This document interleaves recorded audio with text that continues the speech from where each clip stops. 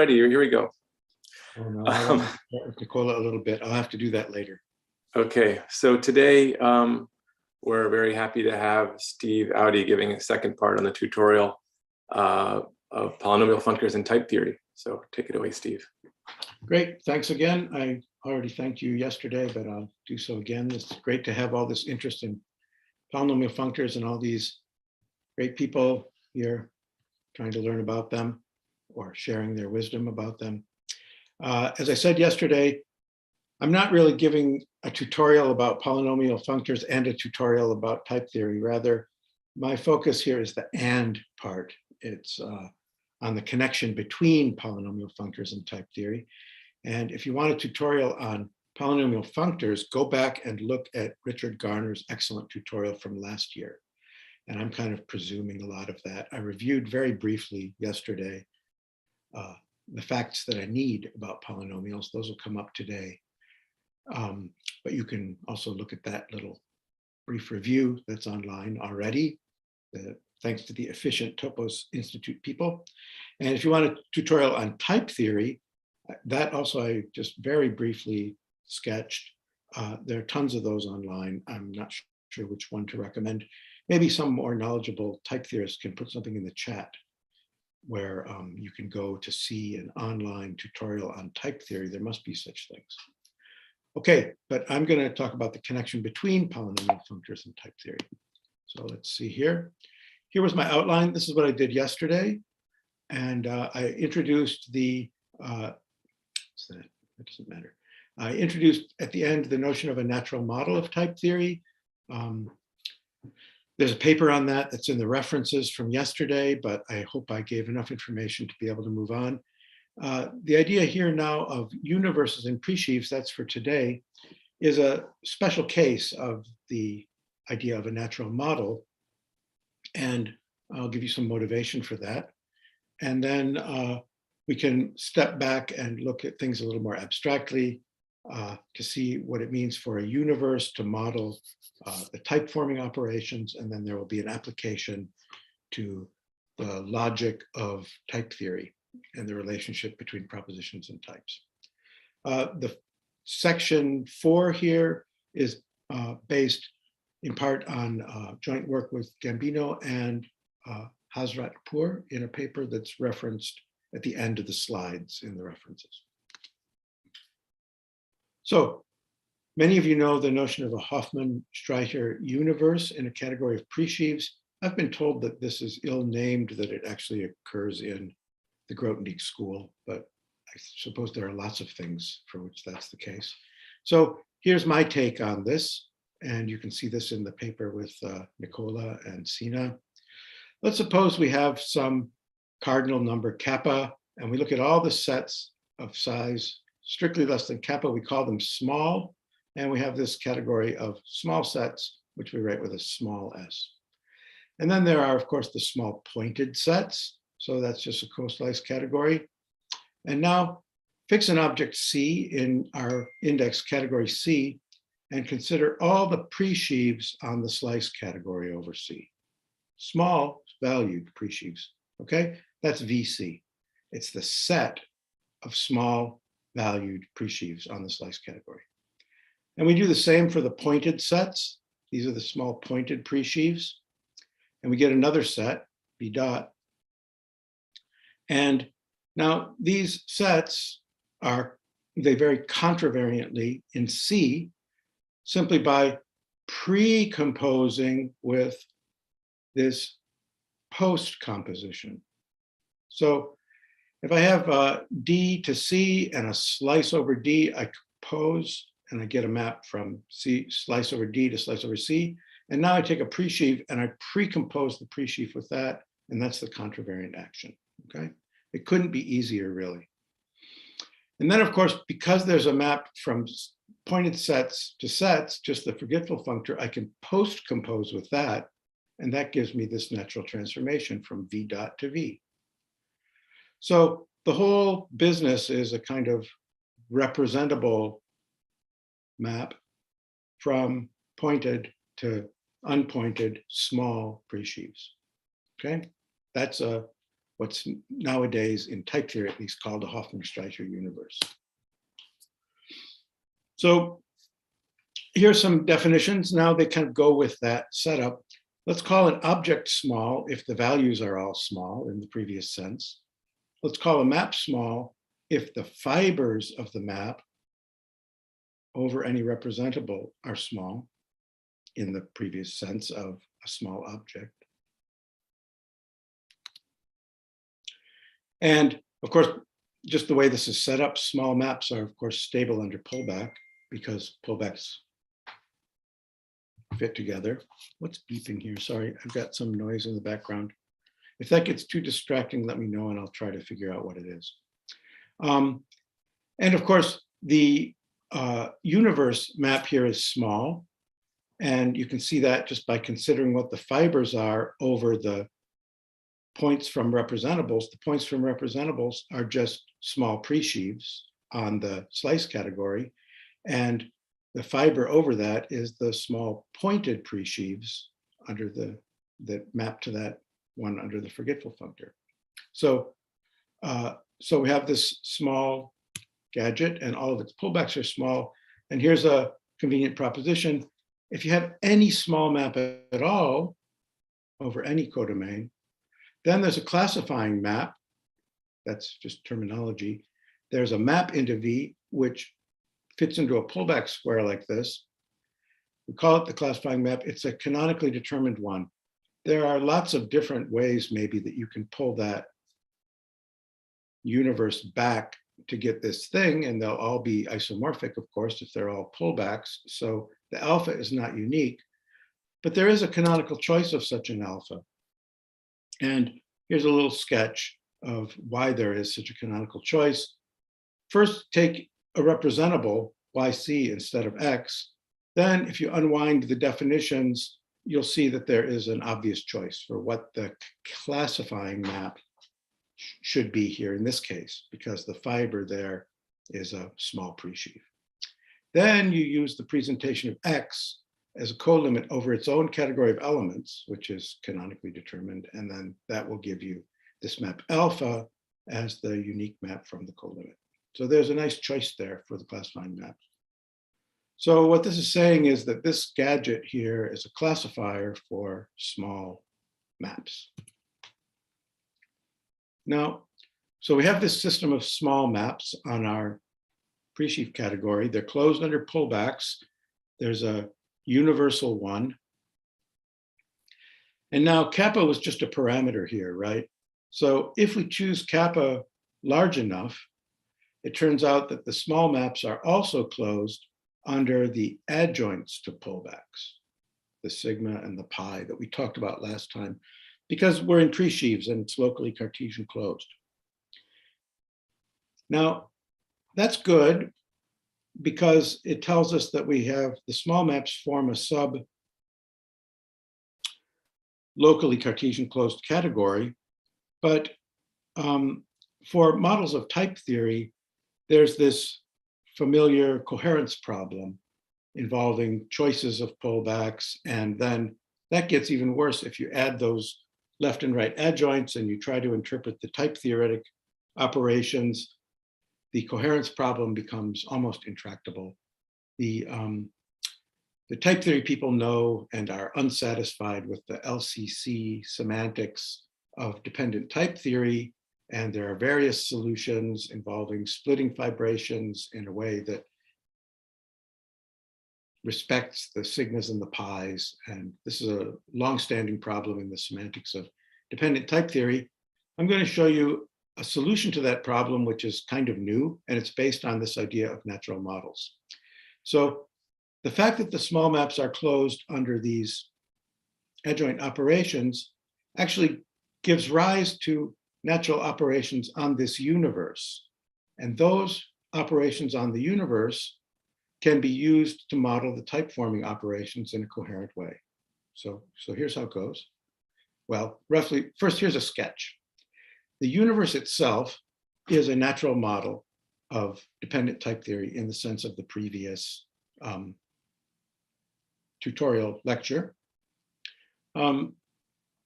that kind of follows from what I just said about the pullbacks over representables all being small and this map being small. It's also a map in an LCC, and so it can be regarded as the generating map of a polynomial endofunctor on the category of presheaves, as we talked about also last time. And what we're going to see is that the type forming operations will be certain natural transformations of polynomial endofunctors corresponding to this idea of regarding the universe as a polynomial endofunctor. Okay, so that's what we're going to do now, kind of systematically. So first of all, let's take a universe. Actually, I can do this kind of a little bit more abstractly, and it's better to do so. So let's suppose we have a natural model on an arbitrary base category. It doesn't have to arise from a Hoffman-Streicher universe constructed in that way. It's just a natural model on an index category. So I've switched from V to U, right, to indicate that we're working in a slightly more general setting. And now let's make the polynomial endofunctor associated with that natural model. You remember from last time, this was the way we built it, right? First, we pull back to the object of terms, then we pi forward along the indexing of terms over types, and then we forget the typing.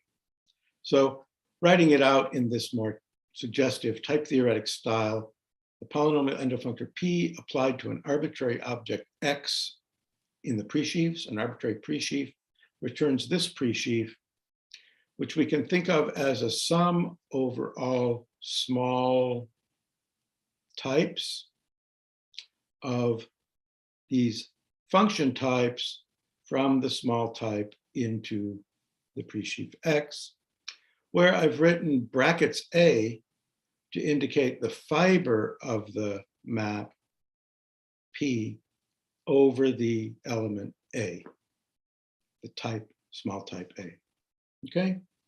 Last time I wrote, I think I would, this thing, parentheses, A, or something like that. But this is a good notation here. It's useful when this is a universe. It's useful because you think of the objects in the universe themselves as types. And so that's why I've put that in square brackets there. Okay, we know what the universal property of this polynomial object is, because we did that last time, right? A map into P of X corresponds to a pair, A, B, where A is the map into the base of the generating map of the polynomial. And then I pull back P over A, and B is a map from that fiber into our object X that we applied the polynomial to. That was the universal property of polynomials that we worked out last time. Recall this notation here. This is this kind of context extension notation. If I think of gamma as a representable coming from the context, or coming from the category of contexts, I'm thinking of C as the category of contexts. If gamma is a context, then a map from gamma into U is a type in context gamma. And then we have the context extension, which is a new context, gamma extended by the type A, and it has a kind of projection back down to gamma, which just forgets the new stuff here. So inserting that idea, we get the following. Let's take our P and apply it to U itself as argument, right? So I replace the X by U. Now I get this object, this polynomial object, and applying the previous lemma, I unwind the universal property. If I have a gamma and I map it into this P of U, I get a pair AB, where the first part A is a type over gamma, and the second part B is another type, now it lands in U, over the extension, gamma dot A. This is just unwinding the previous stuff. So what I'm saying is, maps from gamma into U correspond to types in context. That's what I said a minute ago.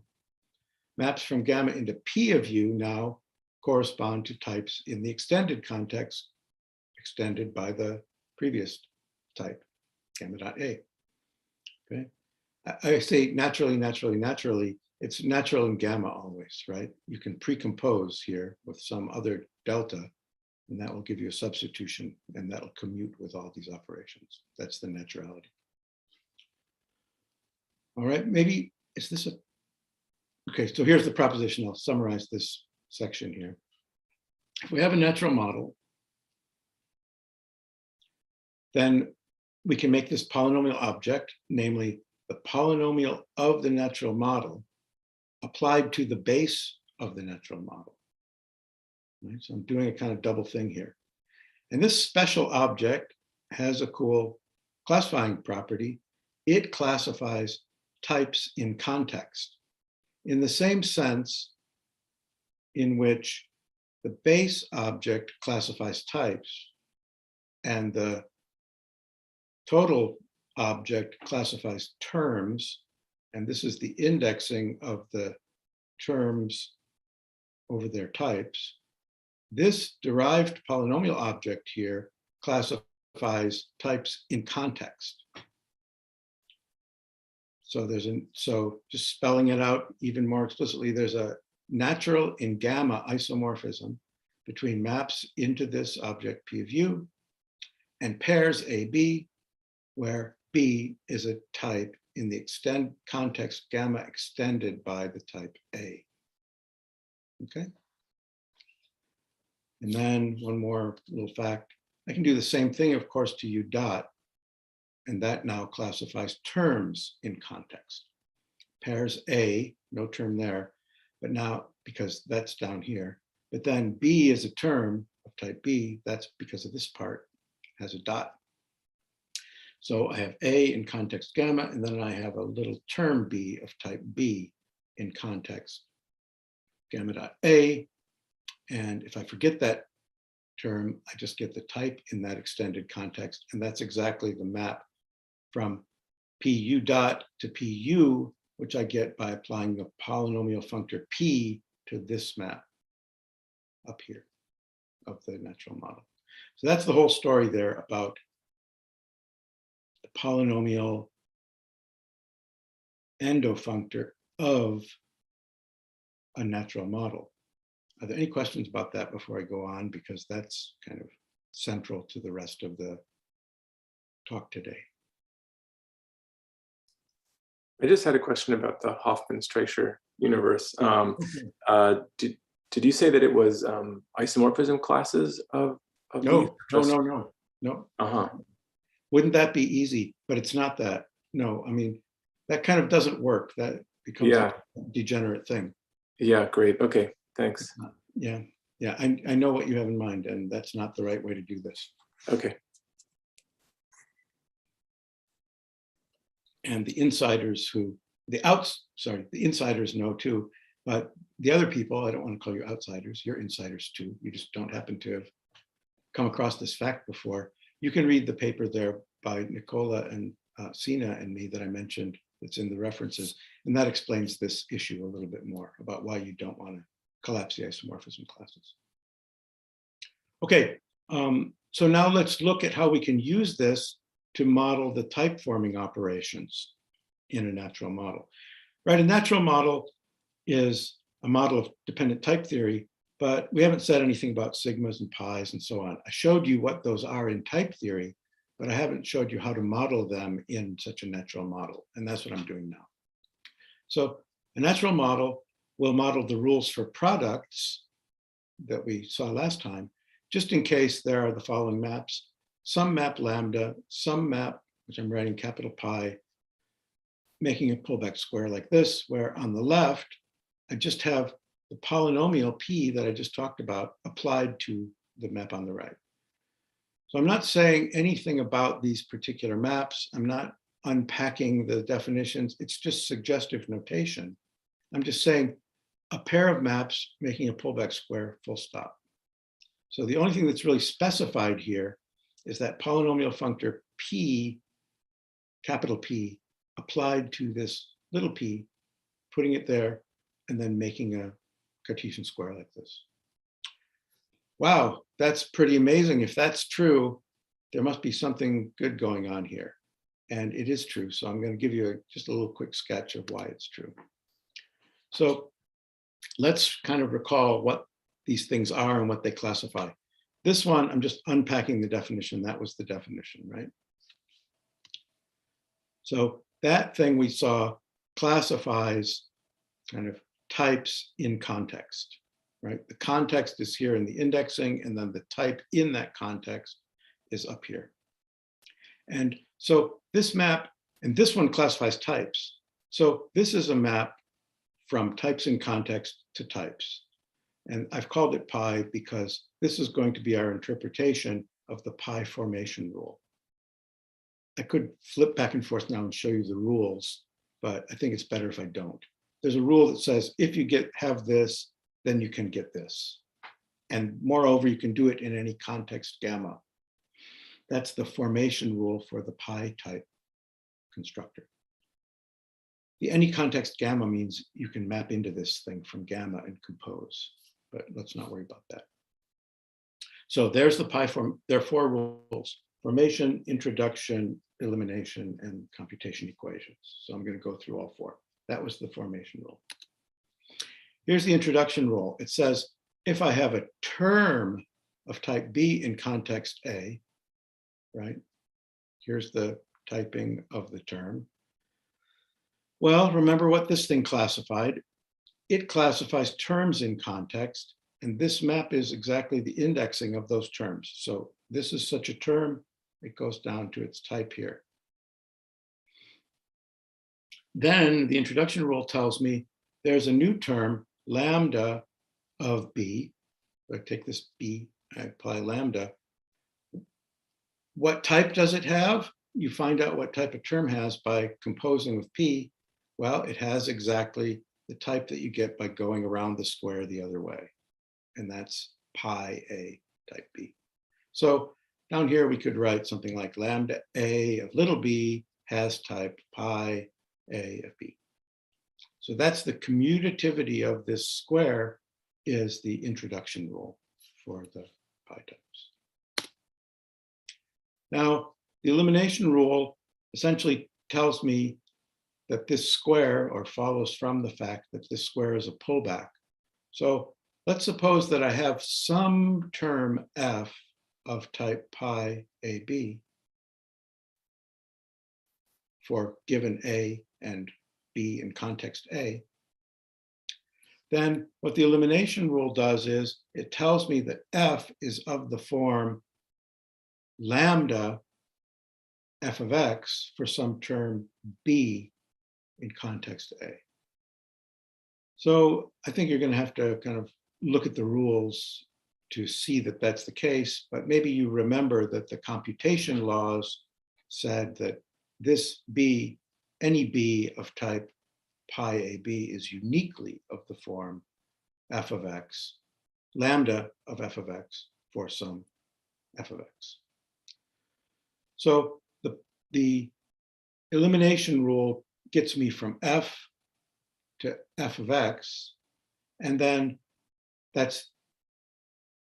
the pullback property of this square gives me the equations for the computation. So that's a kind of a quick sketch there of how that proof works. You have to look at the rules yourself and unpack them, and then you see what how that corresponds to being a pullback. Okay, what about sigma, the sum type? Steve, Yeah. Can I just make a quick comment? It might help people if. Who is Sorry, it? it's Andy Pitts. Hi. Oh, hi, Andy. Hi. Probably would help if you just briefly explained where application fits in there into that picture, if you see what I mean. Yeah. Through substitution for the free variable. Yeah. I don't want to briefly explain that. So I can't briefly explain that. Yeah, it helps to consider. Okay, don't then. Is there a specific thing that you think I should say at that? I mean, I just think most type theorists, if you said formation, introduction, and elimination for functions, would think in terms of lambda abstraction and application, and they're probably not seeing where the application is. Oh, sorry, that's what that X thing is the and so you substitute for that at the generic variable there, right here. That's all I meant.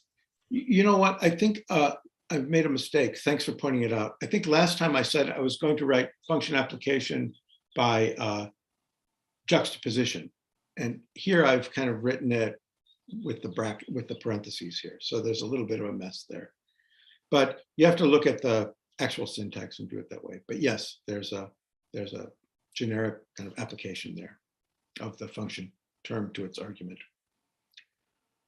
That's the and of course, as ever, category theory goes straight to beta eta rather than just beta first. Yeah. Okay. Thanks, Andy.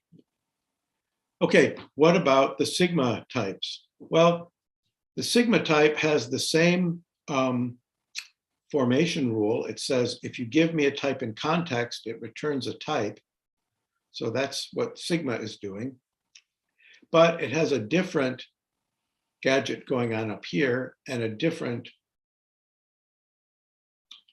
family here over the types in context, and then a different term forming operation. But long story short, it says there's a pullback square of this form where on the left, what we have here, believe it or not, is the generating map of the square of the polynomial endofunctor P. So what I mean by that is I have P, I make a polynomial endofunctor out of it, that's capital P. Then I compose it with itself. We saw last time that polynomials compose, right? So if I compose any two polynomials, there's a new map that's the generating map of the composite. And that new map is this Q.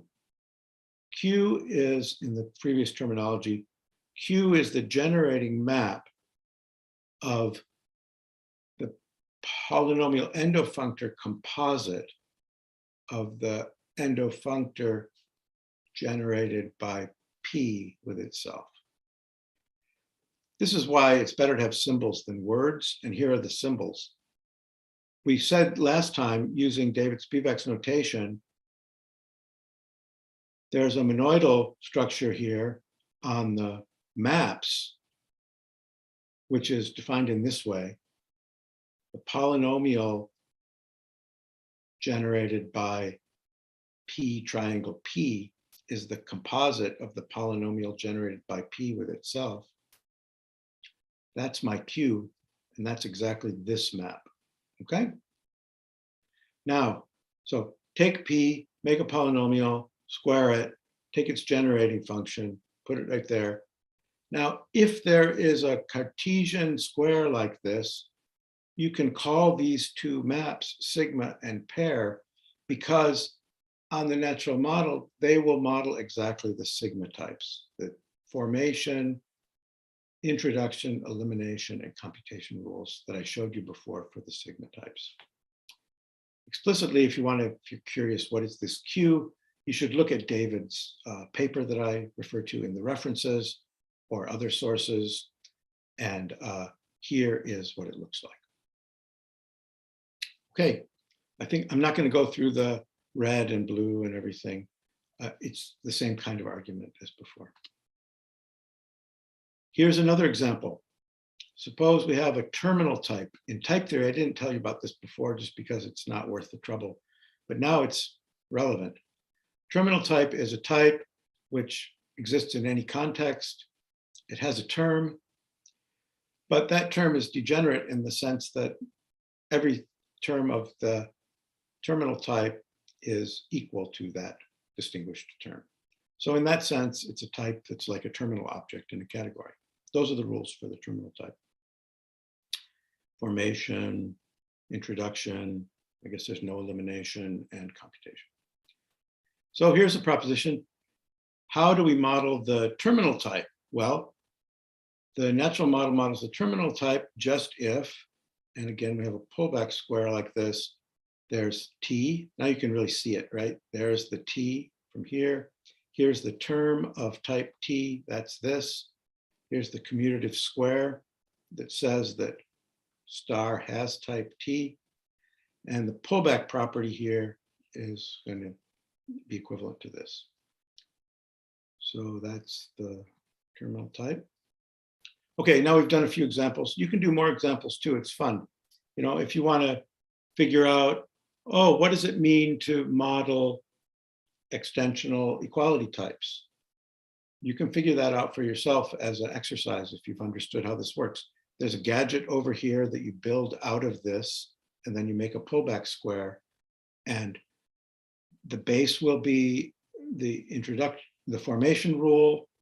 The map at the top here will be the introduction rule, the commutativity, and we'll give you the computation law. No, the commutativity will say that the introduction has the right type. And then the pullback property will give you the elimination and computation rules. So there's a similar description of identity types and.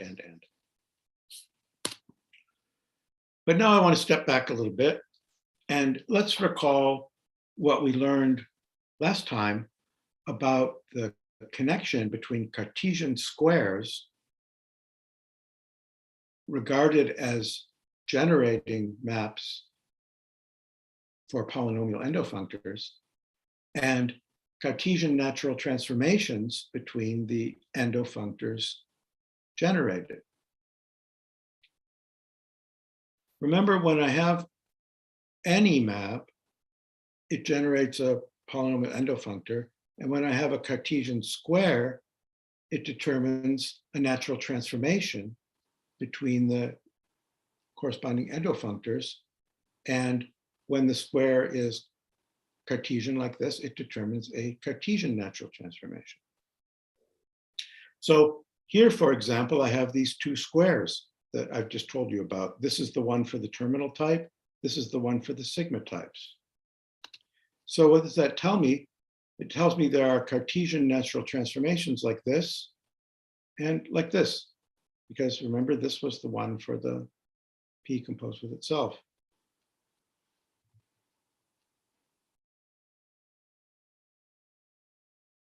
Hey, that looks familiar.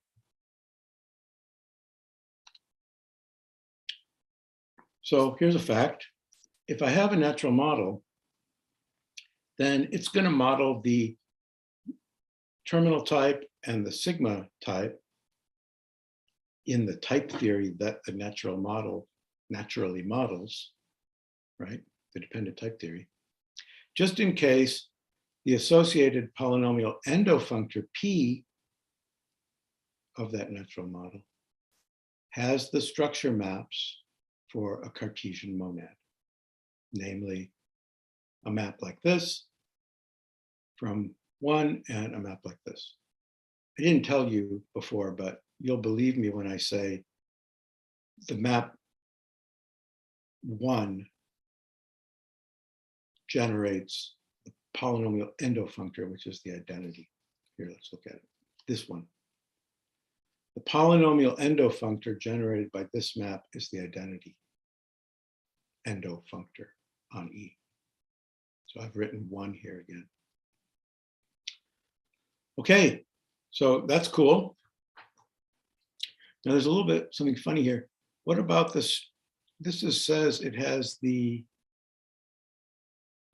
structure maps of a Cartesian monad. It has the right type to be a Cartesian monad, right? It has the structure. But what about the monad laws? What do they say?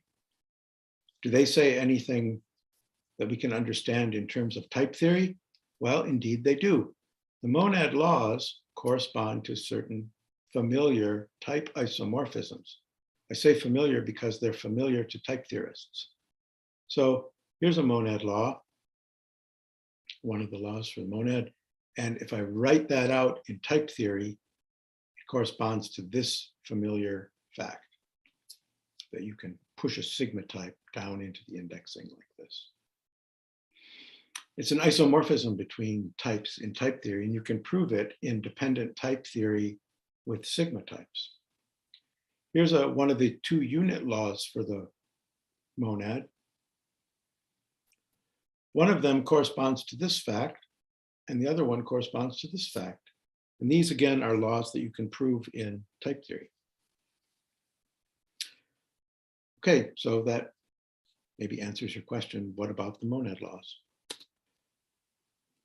What about the pi functor? Now we're getting the hang of it, and it seems like maybe something good will happen with the pi functor too, with the pi operation too. And indeed, we had this Cartesian square, which represented the pi type former in the type theory. What does this mean in terms of our polynomial? I'm going to call it a polynomial monad. Well, it says that there's a algebra structure on the universe for this polynomial monad P, big P, right? But the universe lives in the arrow category. So first I take big P and I lift it up to the arrow category here in the standard way. I'm calling that P to the 2. It's a little unfortunate. I don't mean P squared. I don't mean P after itself. This should be like a blackboard bold 2 representing the arrow category. Maybe I should have written arrow rather than 2. So I take the polynomial endofunctor P. There's a obvious way of lifting P to the arrow category like this. And that's what P to the 2 is. That's the polynomial endofunctor on the arrow category. And now I'm saying this generating map here is an algebra for that polynomial monad. Well, an algebra has laws. So it has the structure of an algebra. That's what I've said so far. And here's the theorem. The natural model models the pi type former just if it has an algebra structure for this extended or lifted endofunctor. And now again, we want to know what about the algebra laws for an algebra for a monad. Here they are, the familiar algebra laws. And this is what they mean in type theory. Again, they correspond to some familiar type isomorphisms. Everybody I've shown this to has said, what about the axiom of choice? Well, I agree. That's the first thing I thought of too, is that axiom, the axiom of choice is going to be the algebra law or something like that. But it's not. This is not it. This is not the axiom of choice. The axiom of choice is in there just because it's type theory, and in type theory with sigmas and pi's, you can prove it. But I haven't found a use for it. David, I mean, it holds, but it doesn't correspond to something obvious to me. So there's a research question for you. The axiom of choice holds because so let me state it more precisely. In a natural model with unit type, sigma type, and pi type, we have a corresponding polynomial monad structure and algebra structure for that polynomial monad. And the axiom of choice now holds type theoretically, and so it gives in the model, and so it gives rise to some fact about that structure of on the polynomial endofunctor. Figure out what it means algebraically, categorically, in terms of theory of monads. You know, it's probably a distributive law of the thing over itself or something like that. David Spivak had a conjecture about that last time I gave the talk, and he worked it out, and he had a cool analysis. I thought he had solved that problem, and then he found a bug in it, and I don't know if he's worked that out or in the meantime or not. If he's fixed the bug, then he already knows the answer to this question, and if he hasn't, then you can talk to him about it. Maybe he'll tell us in the subsequent discussion. Okay, as a final remark here, I want to tell you something. we have these operations on the types, for example, sigma and pi. They're taking this polynomial object back to U, and this kind of looks like the corresponding operations on sub-objects of a given object A in this topos of presheaves, right?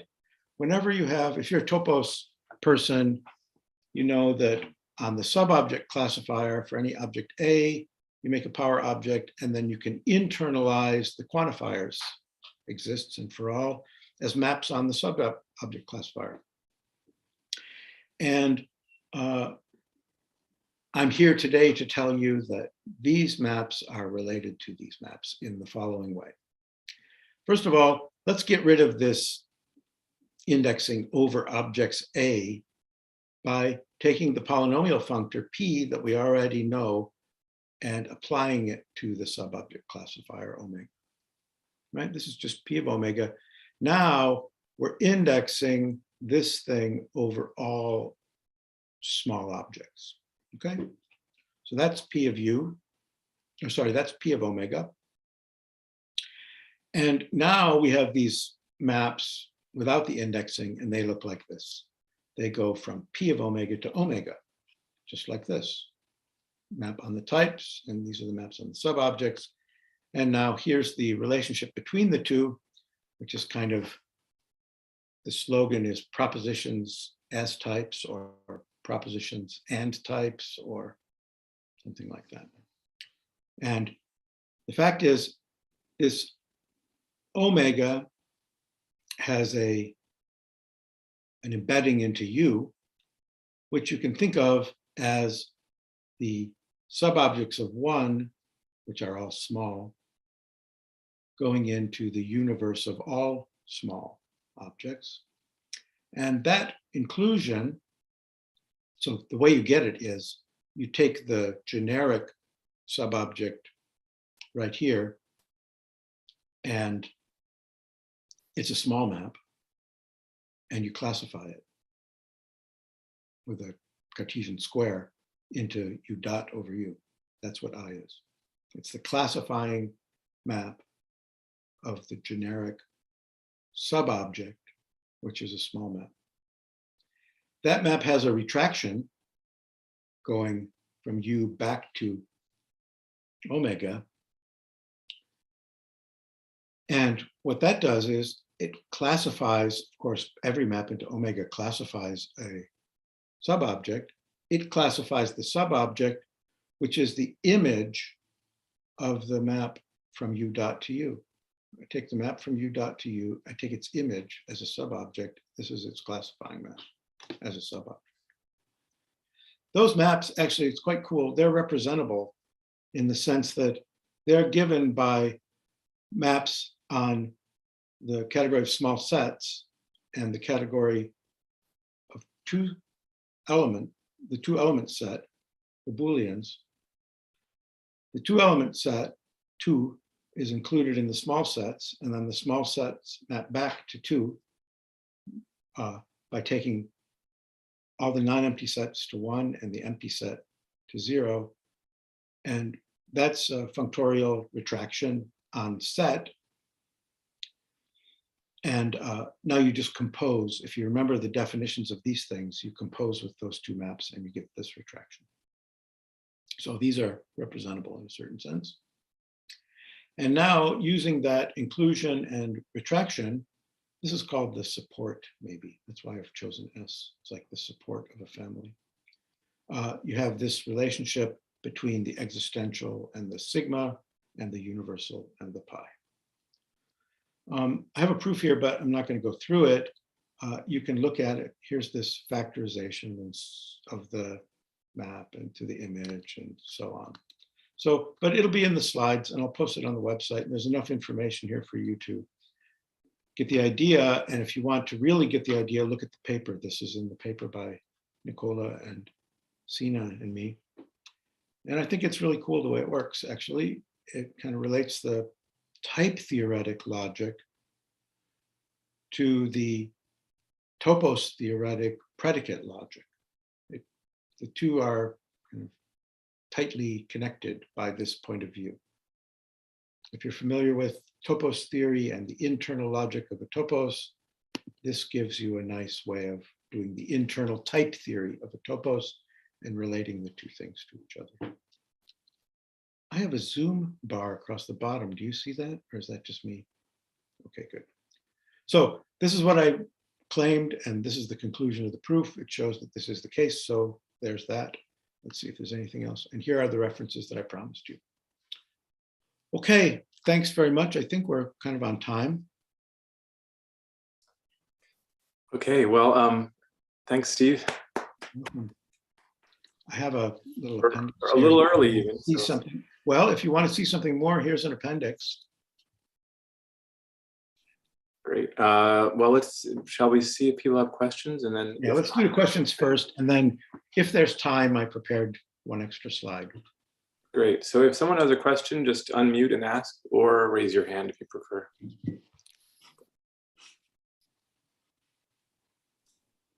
I have a question. Yes.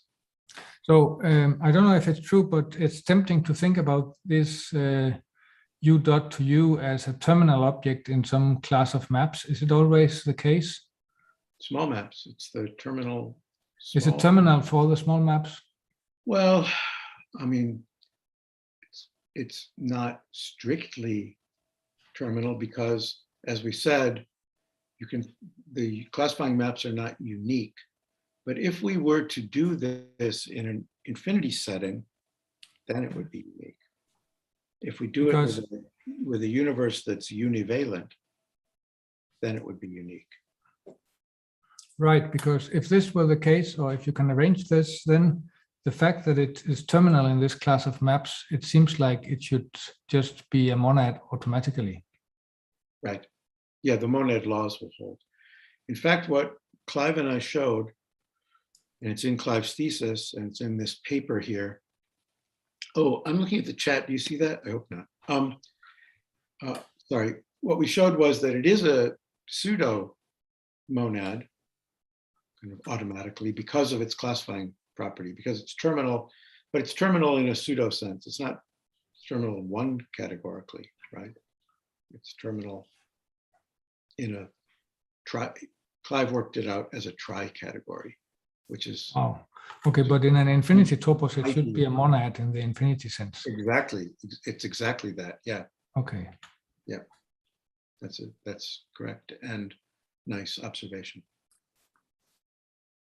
thanks.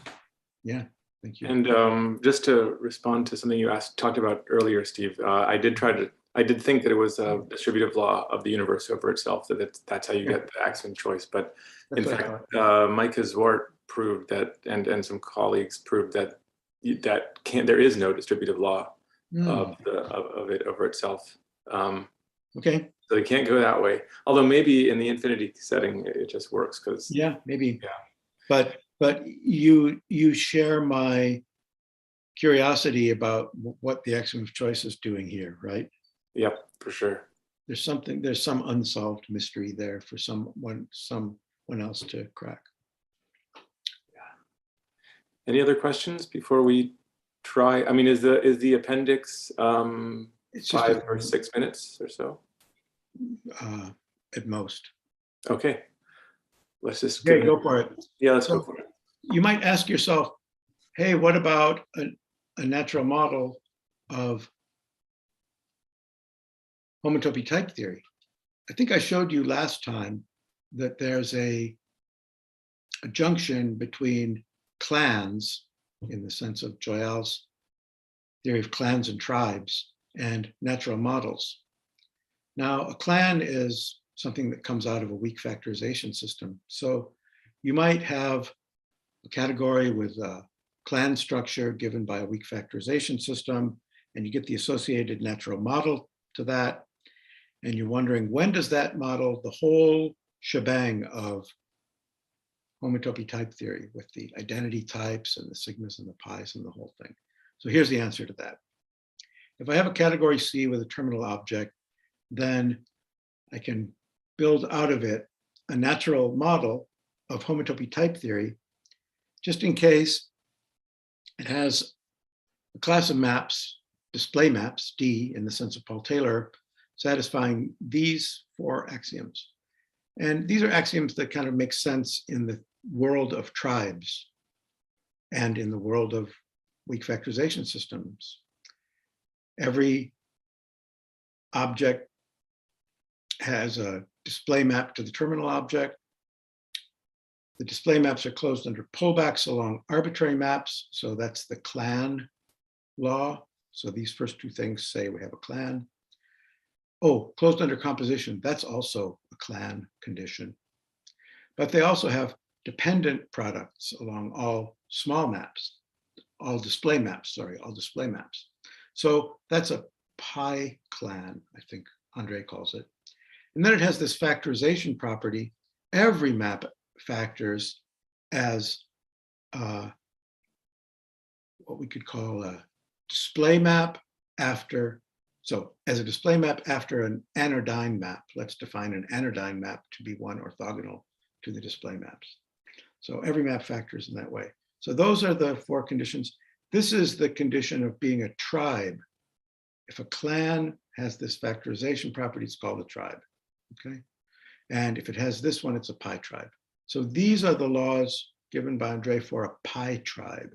And that was Andre's idea of a categorical model of homotopy type theory. And what I'm telling you is every pi tribe gives rise to a natural model of homotopy type theory. And here's the proof, blah, blah, blah. And here are some examples of pi tribes which give rise to natural models of homotopy type theory. The familiar Kahn complexes with the usual factorization system on weak factorization system on simplicial sets. Any right proper Szyszynski model category. Groupoids, n-groupoids, infinity groupoids, which are not instances necessarily of this. Joyel's pi tribes, of course, and also the syntactic category of type theory itself is one of these things, as you would expect. So I think that wraps things up nicely. You might wonder, oh, why bother? Joyel's already given us the pi tribes. What do we need this for? Well, the pi tribes don't really model type theory. They model type theory in a way that's satisfactory for a category theorist like me. But if a type theorist comes along, then they're going to say, that's not a model. That's not even coherent. Doesn't have Beck-Chevrolet. It doesn't really model the syntax at all. And that's what the natural model does. It takes that pi tribe and it cooks up an algebraic gadget, which strictly on the nose models all the operations of the syntax. So that's what's going on here.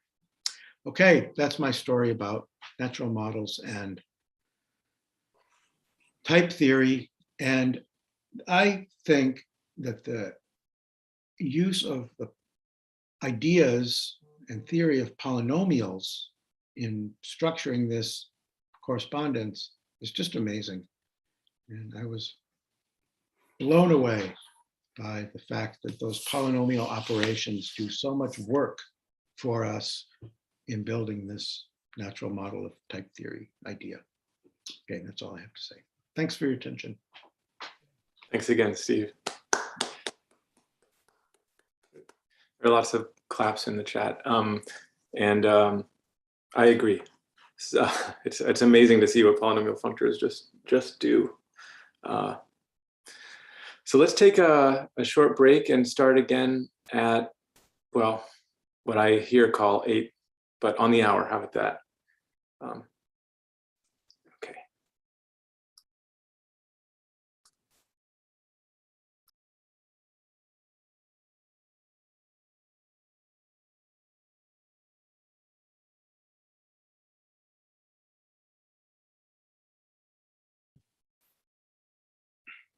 Nicola, how's it going?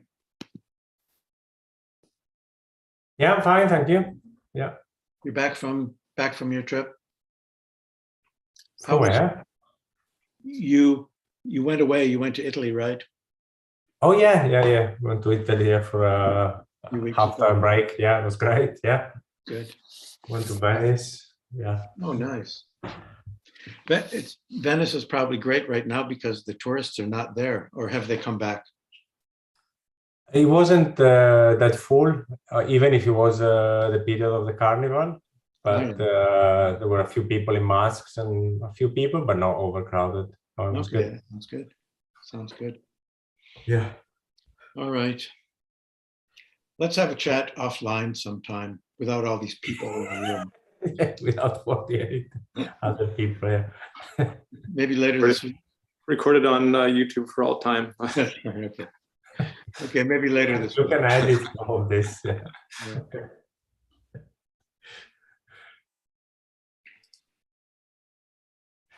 I get a refill of coffee and be back. Yeah, me too.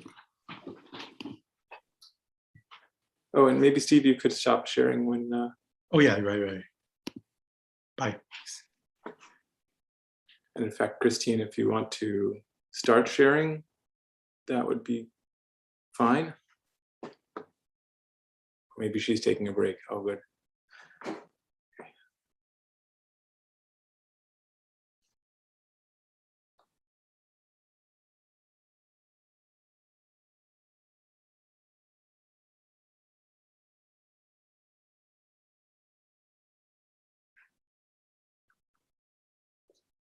Christine, whenever you're ready, you can try sharing screen.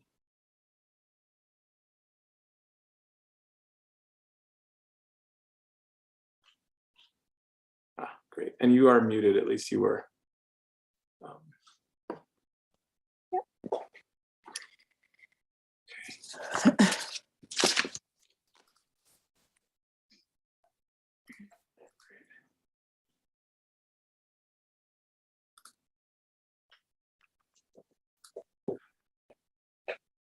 So we'll start in, say, 3.5 minutes.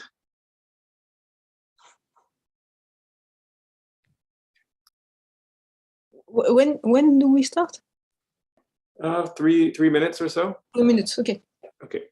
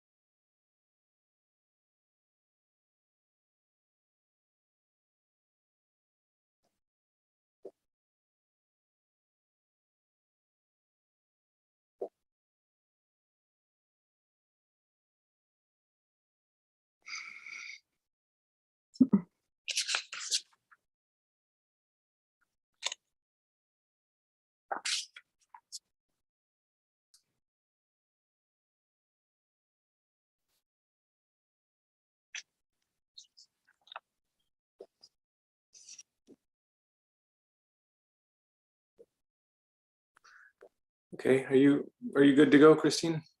Yeah.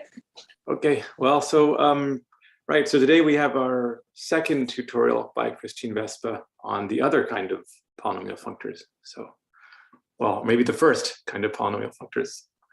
Historically. Okay, so so let me first remind you quickly what we saw yesterday. So yesterday, so not in my head.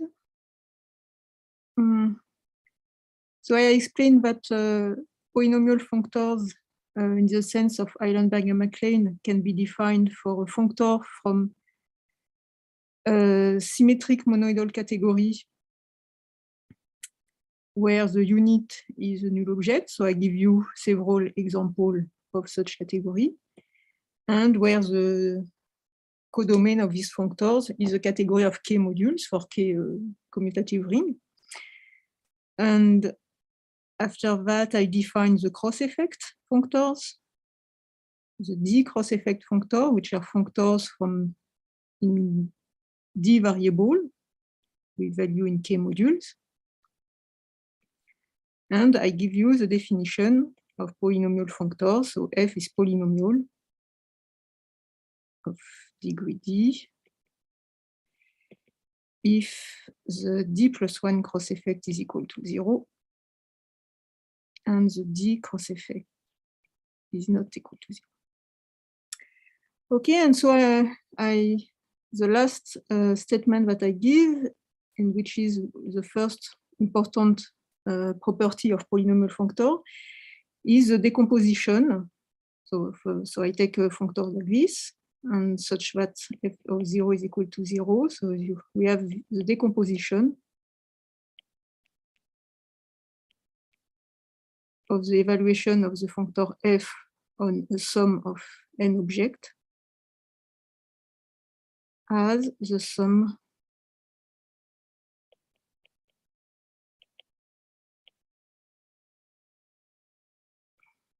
of the cross effect, K cross effect.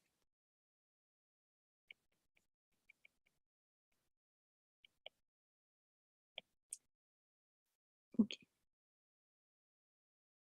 And so, so here I would like to tell you why this condition is not so important. So if we have a functor from a category C to the K module, we can consider the constant functor, which is equal to f of 0 on each object of C, and which is the identity on each morphism, with a constant functor.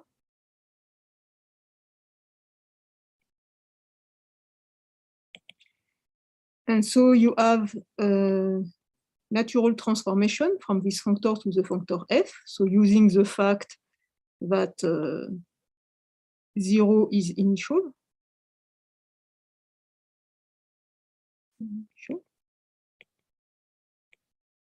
And so you can take the co-kernel of this map. So you will obtain a functor like this.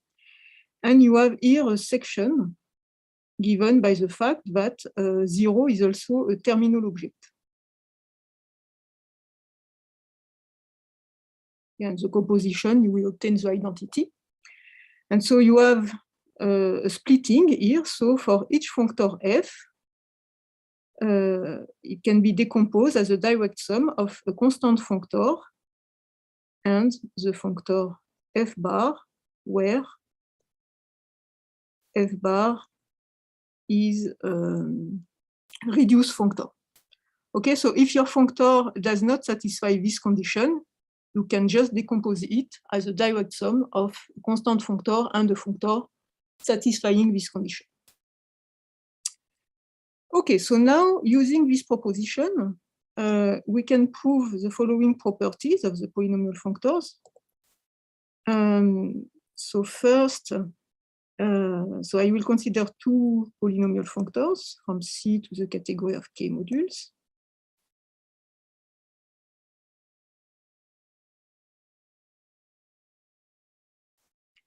Alors, first thing, I can consider the direct sum of these two functors. So the result, so using this, this property in the proof, so it is polynomial, and the degree is given by the maximum of the degree of f and g. So that's,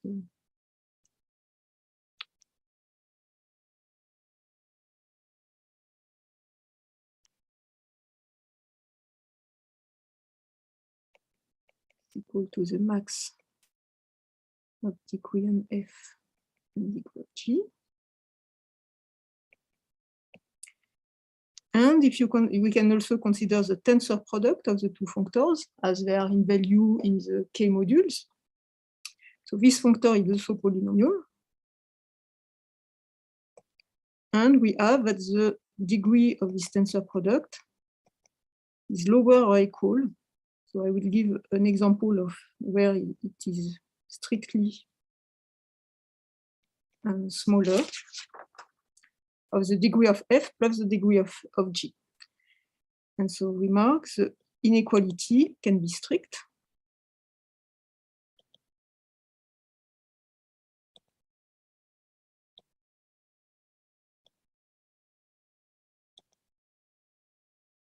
So for example, if you consider the functor F from the abelian group to the abelian group,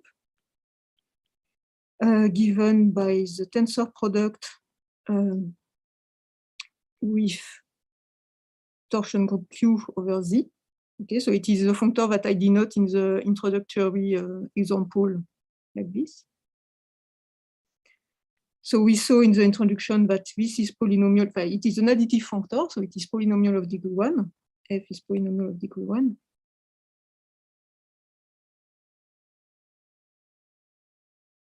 But we have that the tensor product of F with itself is equal to 0, since the tensor product is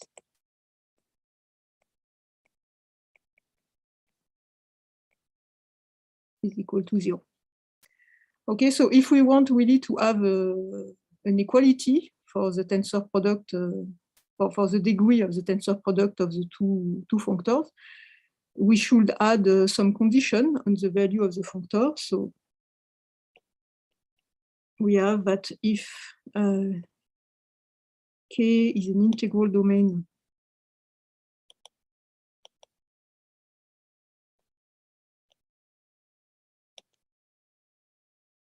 and the two functors F and G from C to K modules so are polynomial and taking torsion free. In order to avoid this type of example, torsion free values. So in this case, the degree of the tensor product is equal to the sum.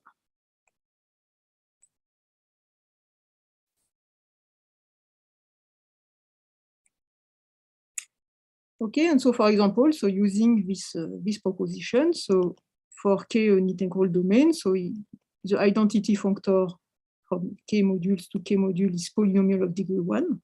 It is an additive functor.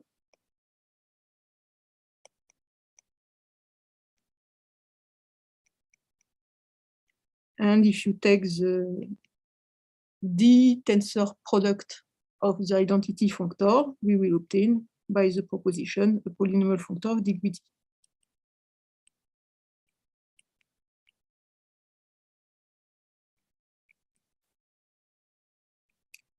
Okay, so we saw what's happened for direct sum tensor product. So now we can look at what's happened when we compose two functors.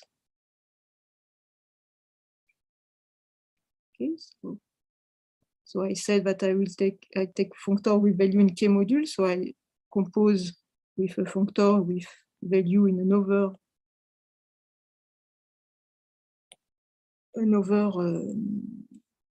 for another ring. And so if F and G are polynomial,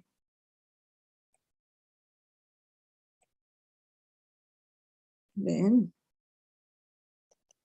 the composition is polynomial and the degree is equal to the product of the two degrees.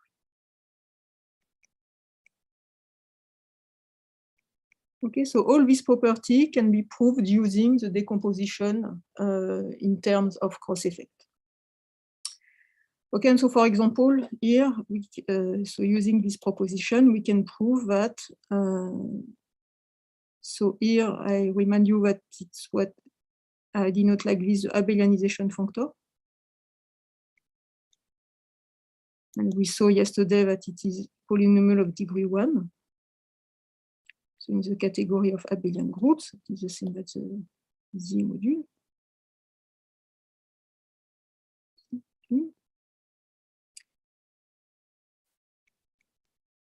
So here I can take the D tensor product.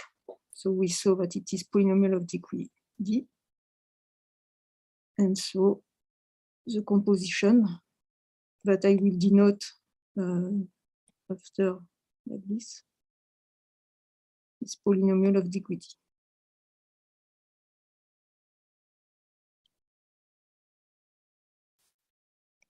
Okay, so we have all these good properties of what's happened when you take the sum, the product, tensor product, and the composition. So now I will give another important property concerning the polynomial functor. So first, so I will say that the cross-effect functor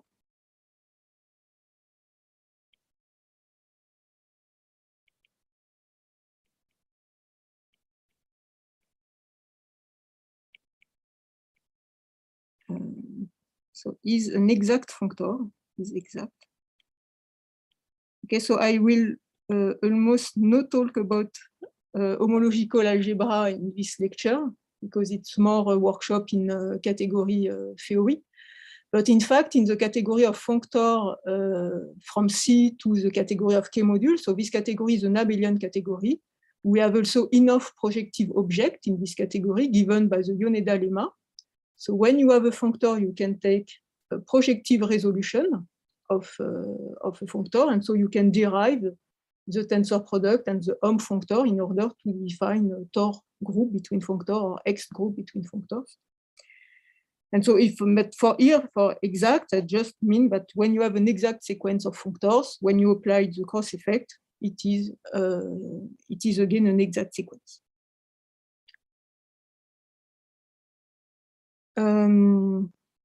And so,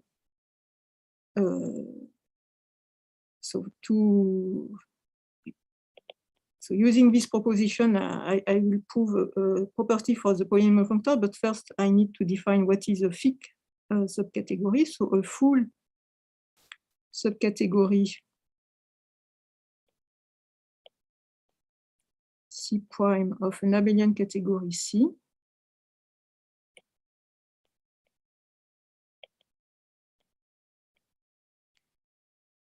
so is called thick.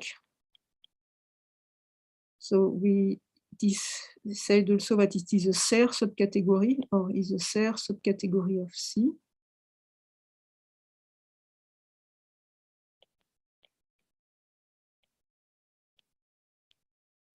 So if, so first 0 is in the subcategory, and most important property, C prime is closed under extensions, meaning that when you have a short exact sequence, so for every short exact sequence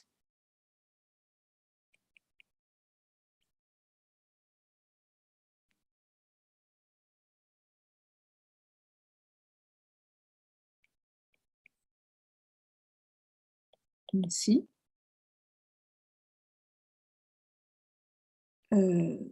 we have the equivalence between the fact that A is in C prime and the fact that B and C are in C prime.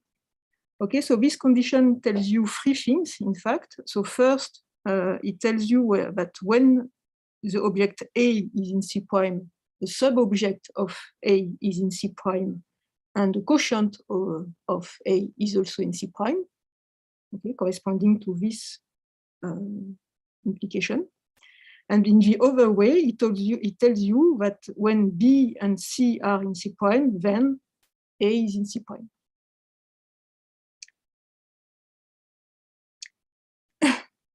And so the second really important property concerning the polynomial functors, the Highlander-MacLean polynomial functors, is that the category of polynomial functor of degree D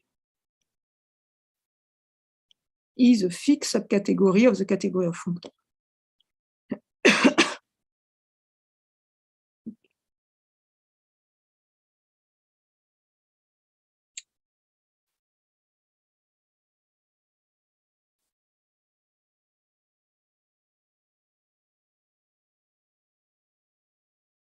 And it is also closed by limit and colimit.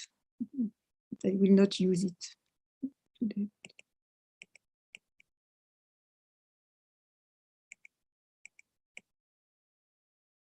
Okay, so example.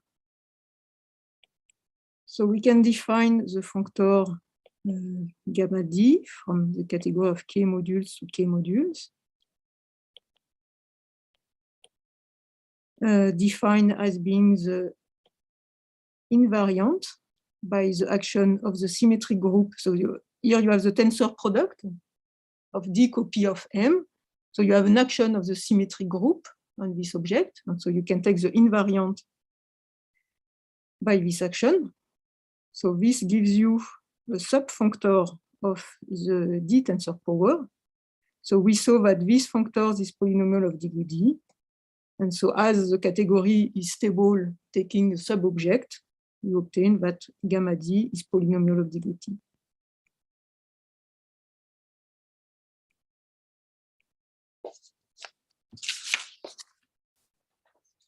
Okay, and so now I will also use this property to prove that other type of functors are polynomial.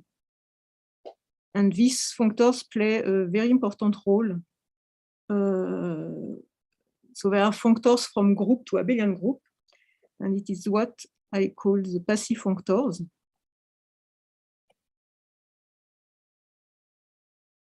Okay, so these functors have been introduced by Passy in his lecture notes in 79.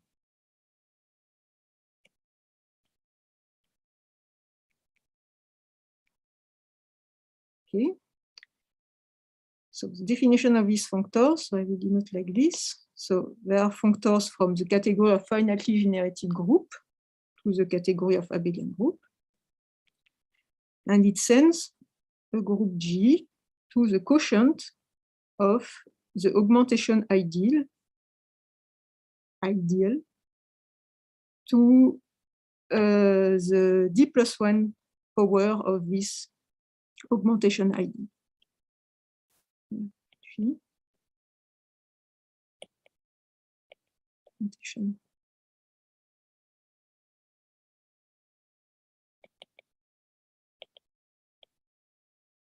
Okay, so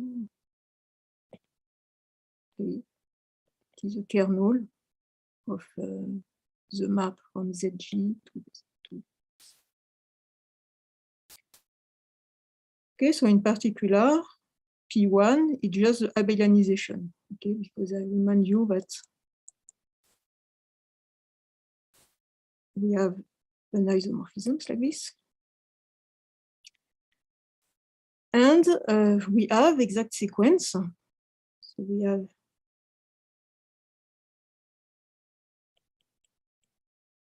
exact sequences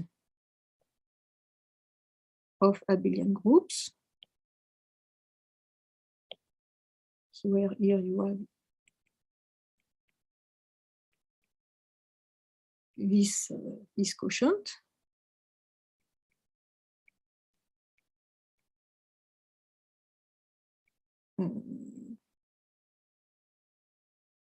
This one, and so here you have ID of G, ID plus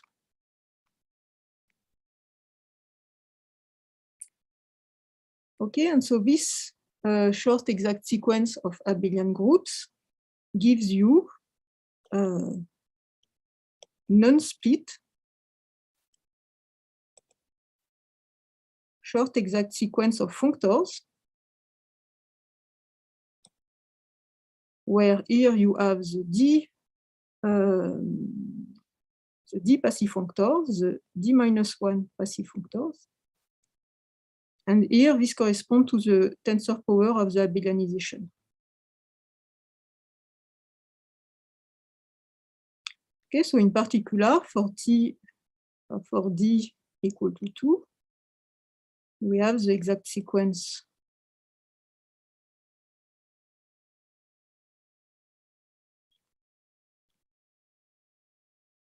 and I said previously that P1 is the abelianization. Okay, so here we have a polynomial functor of degree 1. Here we have a polynomial functor of degree 2. And as the category of polynomial functor is stable by extension, we deduce that the second passive functor is polynomial of degree 2.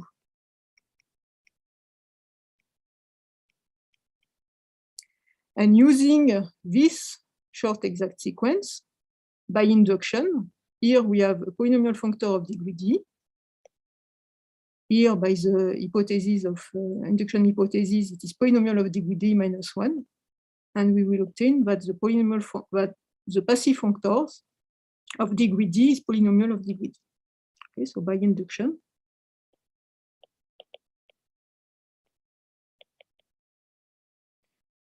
PD is polynomial of degree d.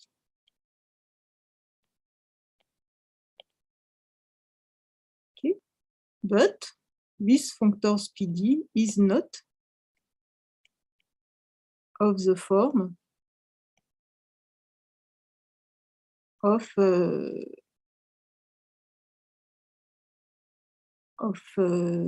which appears in the definition of polynomial functors of MacDonald and Joyal in the case of vector space over a field of characteristic 0, where F, we would like to have functors from, so here it is a category of bijection, a category of finite sets.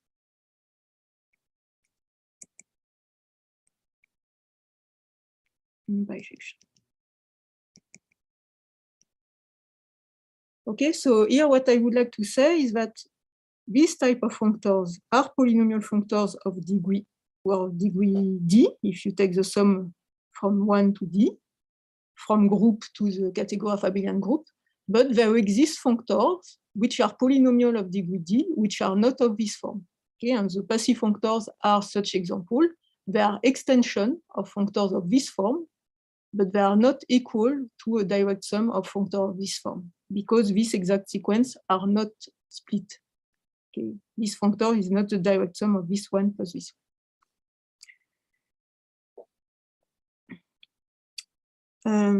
Okay, so two remarks concerning this passive functor. So first remark, in terms of homological algebra,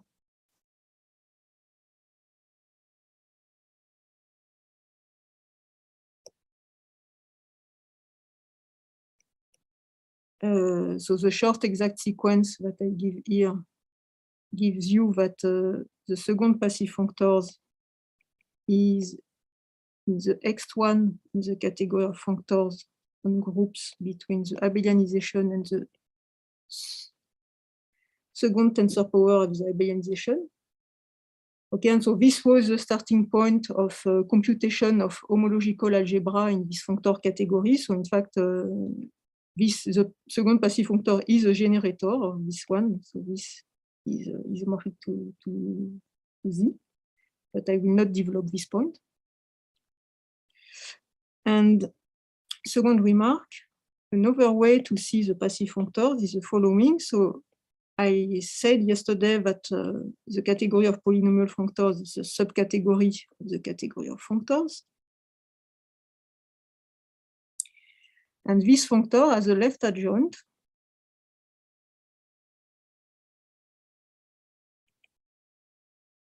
denoted by QD. And this left adjoint corresponds to take the biggest quotient, is the biggest quotient polynomial of degree D. quotient F belonging to Awodey.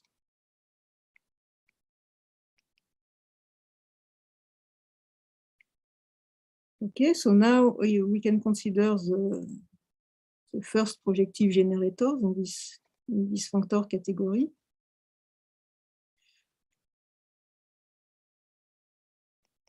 It's defined as follows. So on G is equal to the, okay, so it is the functors given by the Yoneda lemma. So the first functor, the first representable functor represented by 1 or by Z if you prefer. So this is isomorphic to Z of G. Okay, so this functor P1 is not reduced. And I told you previously that you can decompose such a functor as constant functors and a reduced functor. So we have that this functor is plus the reduced part. And so this is equal to Z.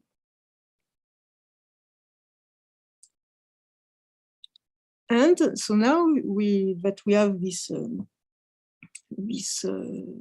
left adjoint to the inclusion functor, so we can consider the tower, the Taylor tower of the functor P1 bar. Okay, so we have QD 1 bar, QD minus 1 P1 bar. So we have the Q1 of P1 bar.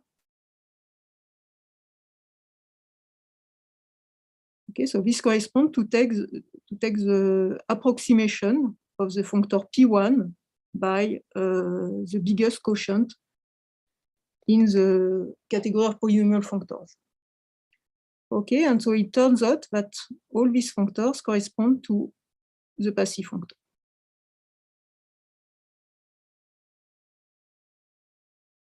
Okay, so the passive functors are the functors appearing in the approximation, polynomial approximation of the reduced part of the first projective generators in the category of functor from the group to abelian group. Okay. And so these functors are really important in terms of homological algebra, but I will not say more concerning this.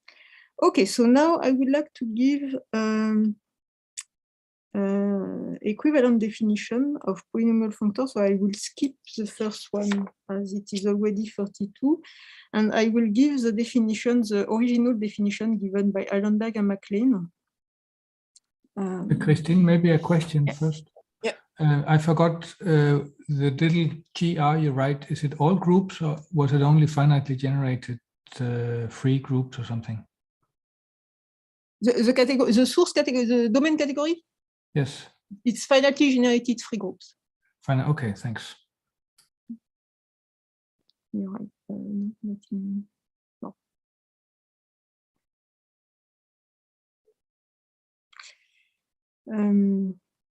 Okay, so Eilenberg, MacLean.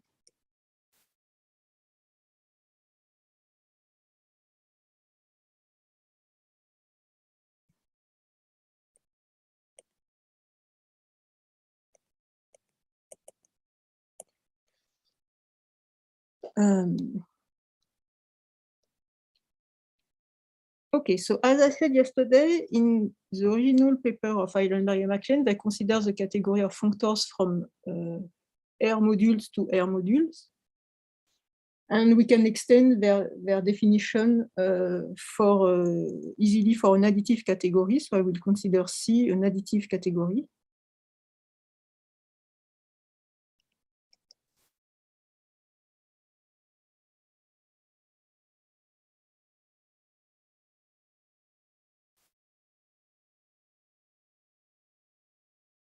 Okay, so I will denote it by A. Okay, so I will change my notation.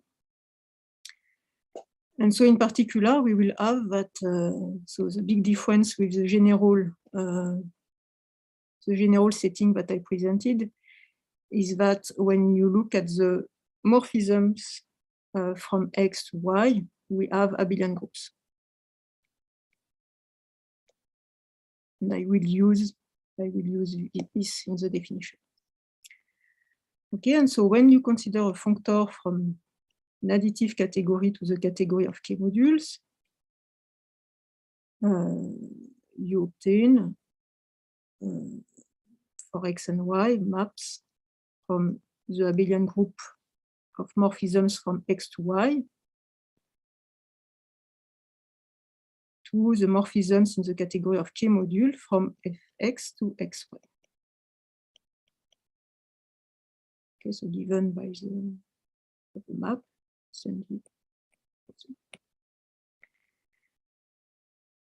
Okay, and so F, the functor F is additive.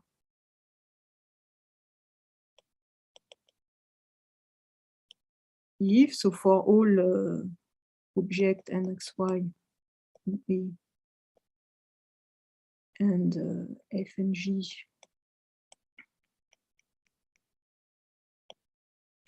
you have that Fx plus J. Okay, so here I use the fact that this is an abelian group. Okay, I take the sum of the two morphisms is equal to F plus Fy, Fj.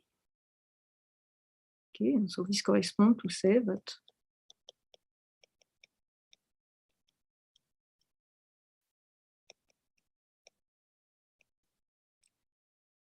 okay, and so Eilenberg and MacLean, in fact,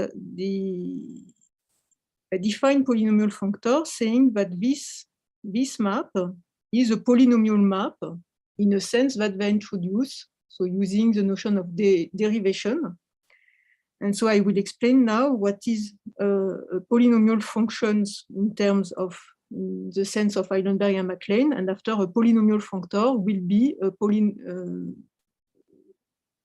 a functor such that these maps will be polynomial functions in the sense of Eilenberg and MacLean. Okay, so definition of the Eilenberg-MacLean polynomial functions.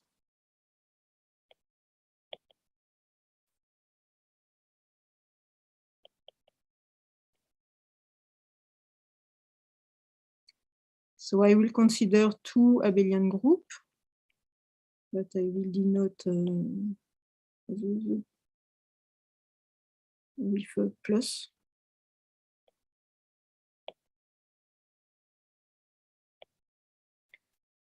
And I consider a set map from G to V.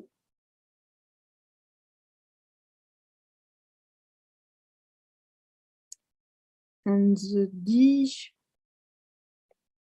deviation, you pronounce this, of F. So it is a map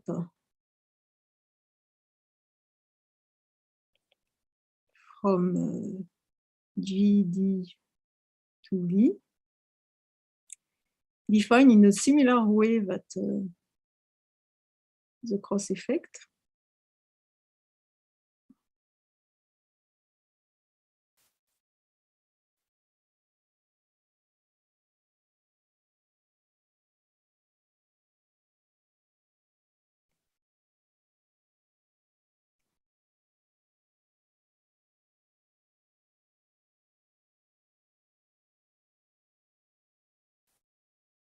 So where here again, I use the fact that I have a group. Okay, so I use the structure of group here. So I can take the sum R object. So where I take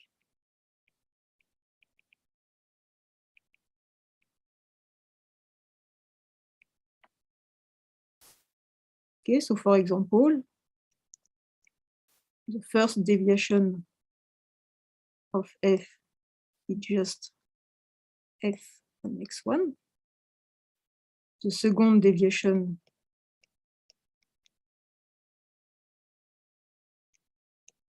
corresponds to what I wrote here for a functor. So we will have f of x1 plus x2 minus f of x1 minus f of x2, etc. Okay, and so this map f is polynomial of degree d if the d plus 1 deviation is equal to 0 and the d deviation is different of 0.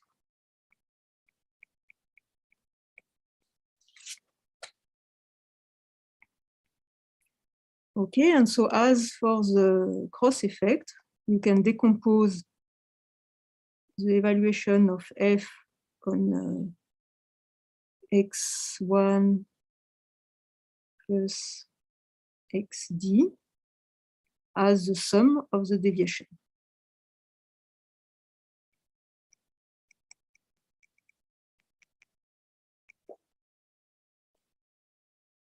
Okay, and so in their paper, Eilenberg and MacLean defined polynomial functors as a functor such that the map that I give previously is polynomial functions of degree d. This is Eilenberg MacLean.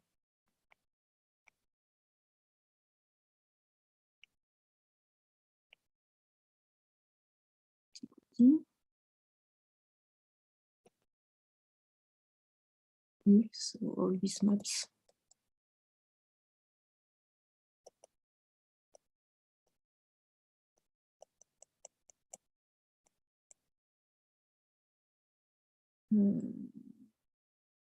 are polynomial functions of degree d.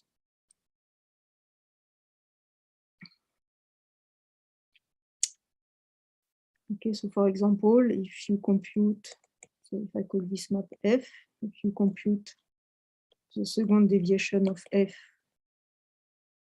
on two morphisms, you will recover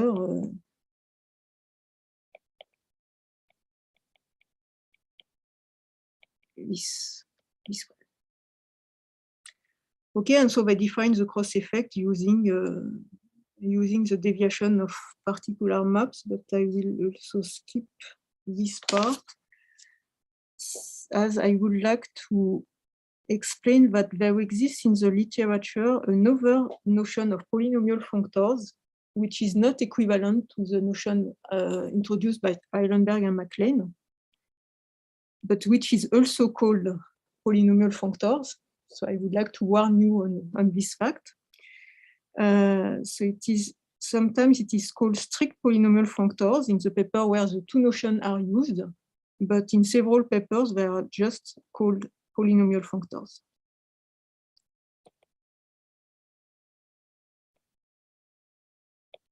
And this notion has been introduced by Friedlander and Suslin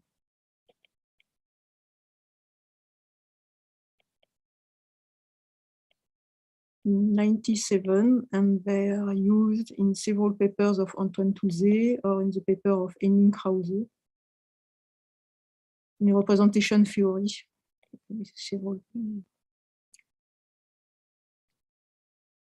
Okay, and so the main idea for the definition of strict polynomial functors is to replace the notion of Eilenberg-MacLean polynomial functions by polynomial. So replace. So in the previous definition that I gave, the notion of Eilenberg-MacLean polynomial functions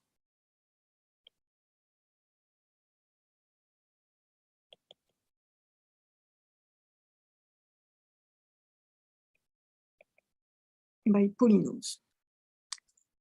Sorry, Christine, somebody in the chat asks whether if those in the definition above, if the degrees are changing based on x and y, then it is not polynomial. Is that correct?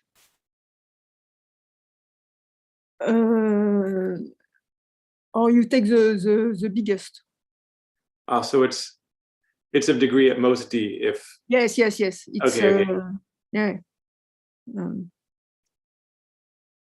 Yes, better like this. Great, thanks.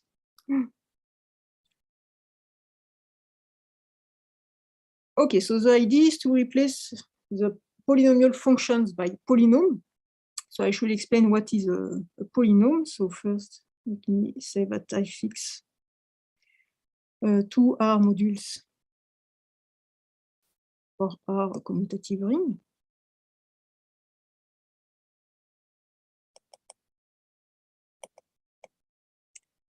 And so the definition of polynomial, so which is given as far as I know by for the first time in the paper of Roby in 1963.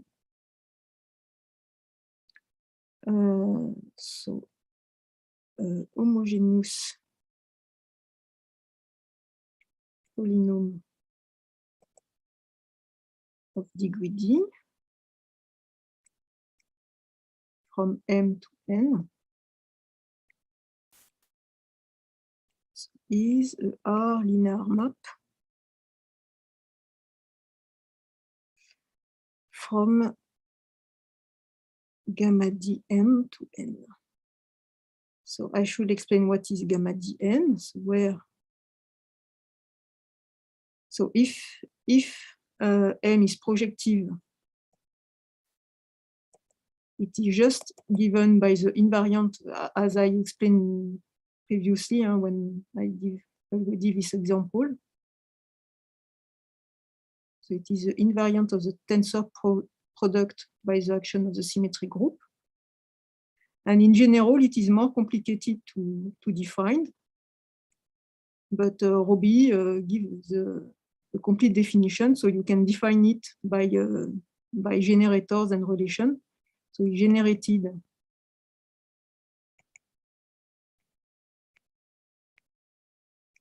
by symbols plus relation. And this symbol should be viewed as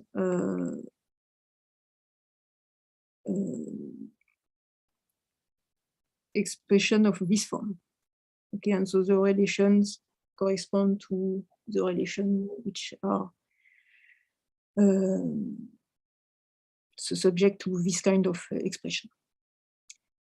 Okay, and so a polynomial, that I will just write like this. So this is just a polynomial from M to N. This are the morphisms, so from gamma dm to n. And the polynomial, the polynomial are given by the direct sum of all .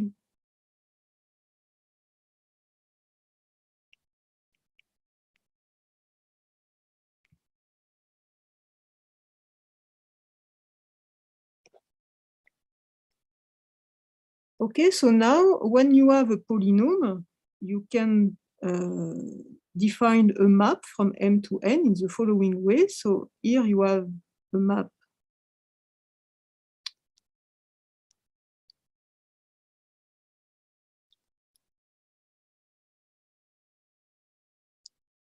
so which is not linear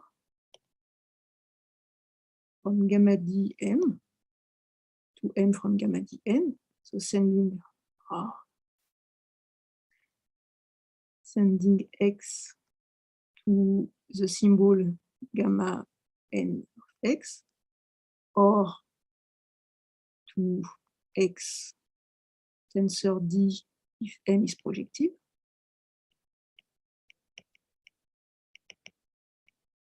Okay, and so you can compose it by your polynomial. Okay, and so you obtain like this.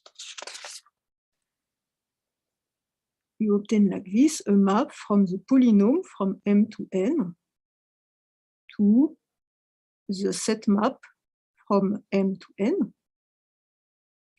And in the set map from M to N, you have the polynomial functions in the sense of Highlander-MacLane that I defined previously.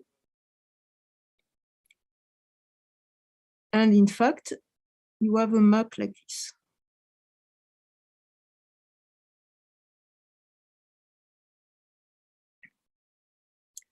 Okay, but this map in general is not a bijection.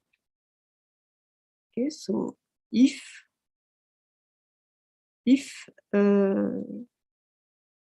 R is equal to the rational, and if M and N are finite dimensional,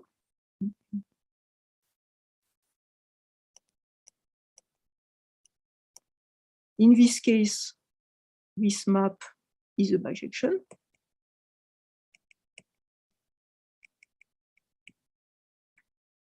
But in general, it is not the case. And so I will give you an example. So so I will take another color. So here you have the polynomial of degree D from M to N. And in general, this map will not go to the polynomial functors of degree, polynomial functions here of degree D, but it can go to a smaller degree.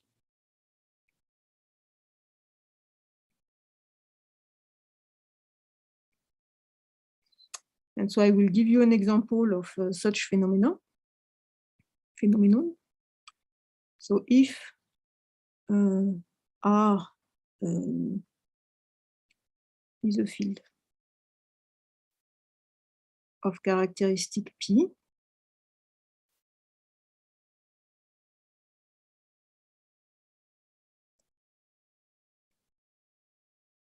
so if you consider the map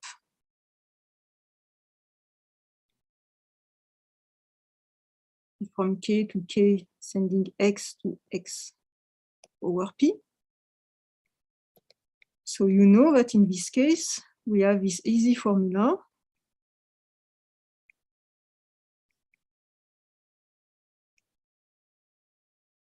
And so we have that this map is a polynomial map, polynomial function of Highlander-MacLane of degree 1.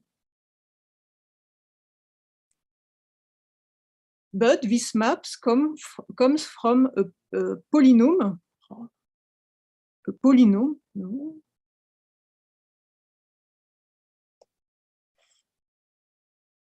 polynomial of degree D here. Okay, so you have a polynomial of degree D going to a polynomial map of Highlander-MacLane of degree 1.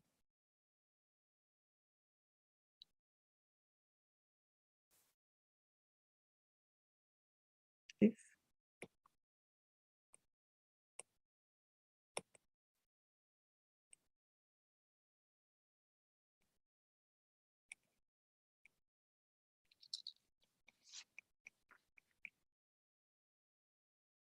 Okay, and so I will just finish with the definition of a strict polynomial functor.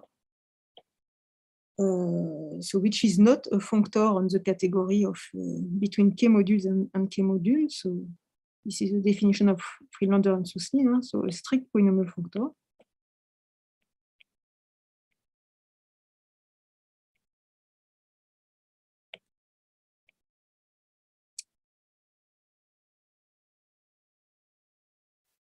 Homogeneous of degree D.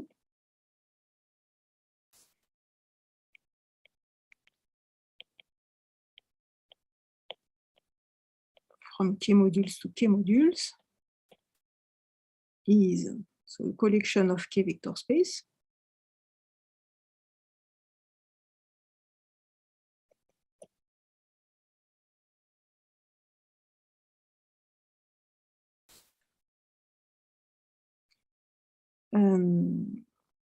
So for a map from U to V, linear map, you have linear maps from FU to FV. And you ask linear maps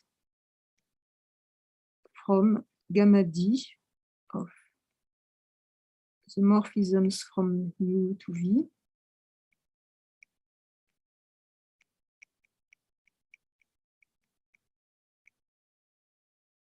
Okay, plus condition corresponding to the composition. Okay, so be careful. So a strict polynomial functor is not a functor on strict polynomial functor is not a functor on the K module. Functor.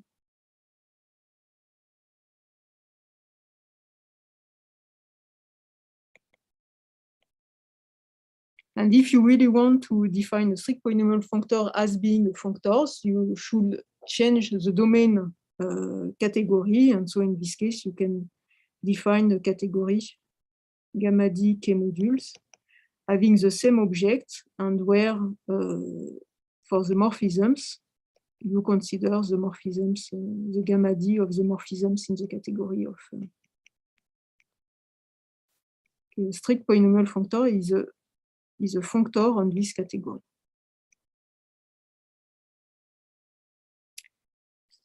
Okay, and so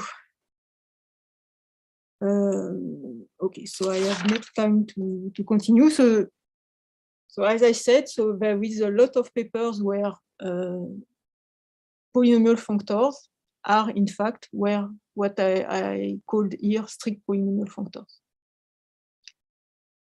And so the main difference that I can explain is that for the strict polynomial functors, you have a decomposition in indirect sum in the homogeneous part. And this is no more true for the Eilenberg-MacLane polynomial functor. Okay, so I will stop here. Thank you. Okay, thanks, Christine.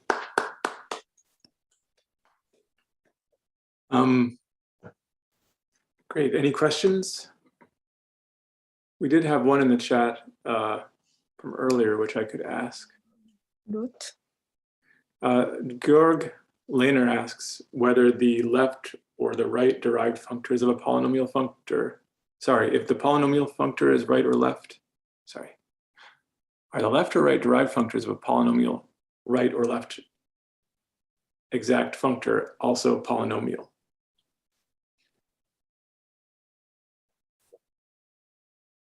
Oh, that's what I do.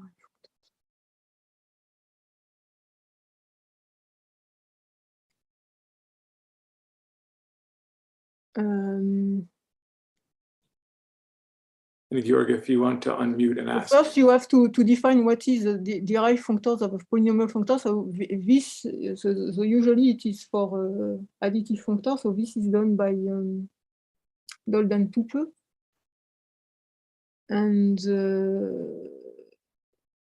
so I am not sure of the answer. So I prefer to say that. So when I talk about derived functors, it is not the derivation of the polynomial functors themselves, but of the functors and the tensor product of the functors, in order to define the Tor group between two functors, two polynomial functors, and X group of two polynomial functors. Mm-hmm. So this is another story, the derivation of the polynomial functors. This is also possible, but I don't know the answer. Yeah, I think it was just a misunderstanding of how to define polynomial functors. Because as Jacques Darnay just wrote, you already assume to have an additive functor if you want to derive. Yeah, thanks.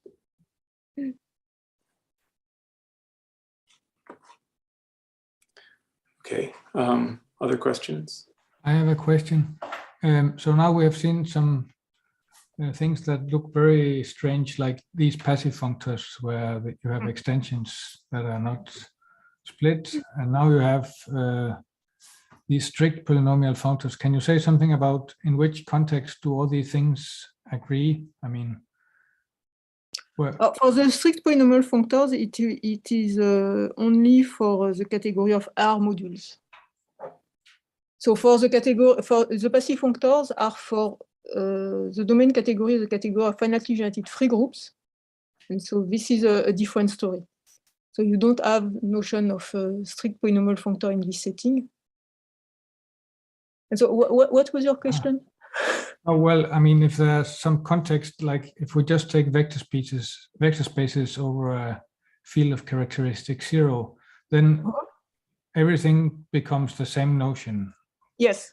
Yes. So at what point do things start to diverge?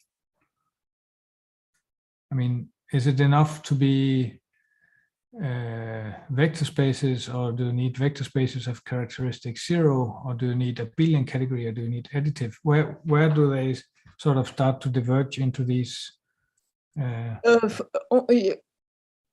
As far as I know, it is only true for a field of characteristic 0. Okay, that's the only place where these notions agree. Yes, because so this maps is only an isomorphic a bijection in this case. So there is some situation where we know that it is a surjection or an injection, but as far as I know, the only case where we know that it is a bijection is this one. But,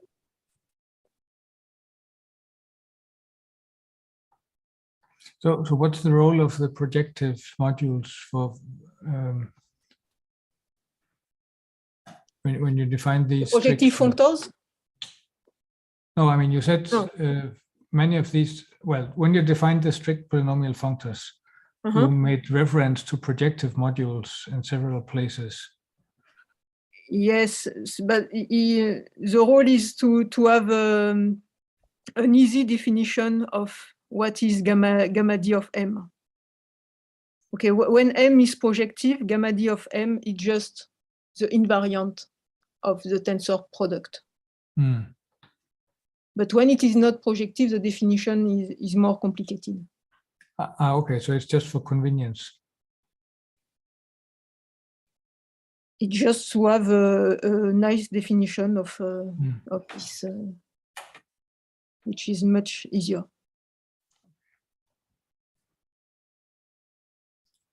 Thanks.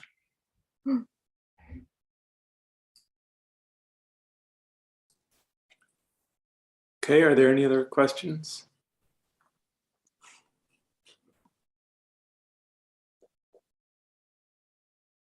Okay, well, if not, let's thank Christine again. I think last year we had the rule that we would thank everyone at the end of their tutorial, but I guess we didn't do that this time. So Christine will have one more tutorial tomorrow, same time, and we'll start again for this session in 2 minutes.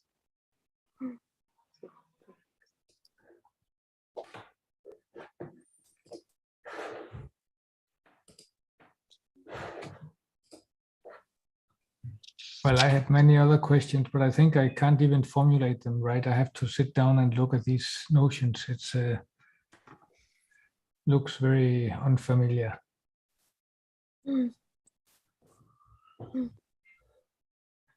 So, but this thing about strict functors, it's really a characteristic P phenomenon then.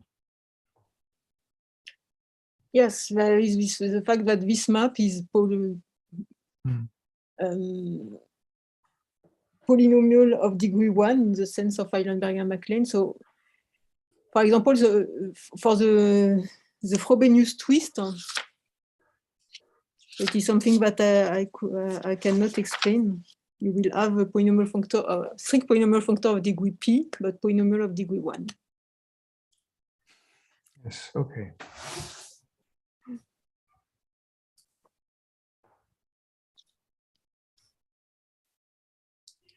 Nicola used the US date format. Pardon? You used the March 15th, 2022 date format. I didn't know anybody outside the US would deign to. to do that. It's the UK as well, I think. I'm always confused. Not consistent. Yeah.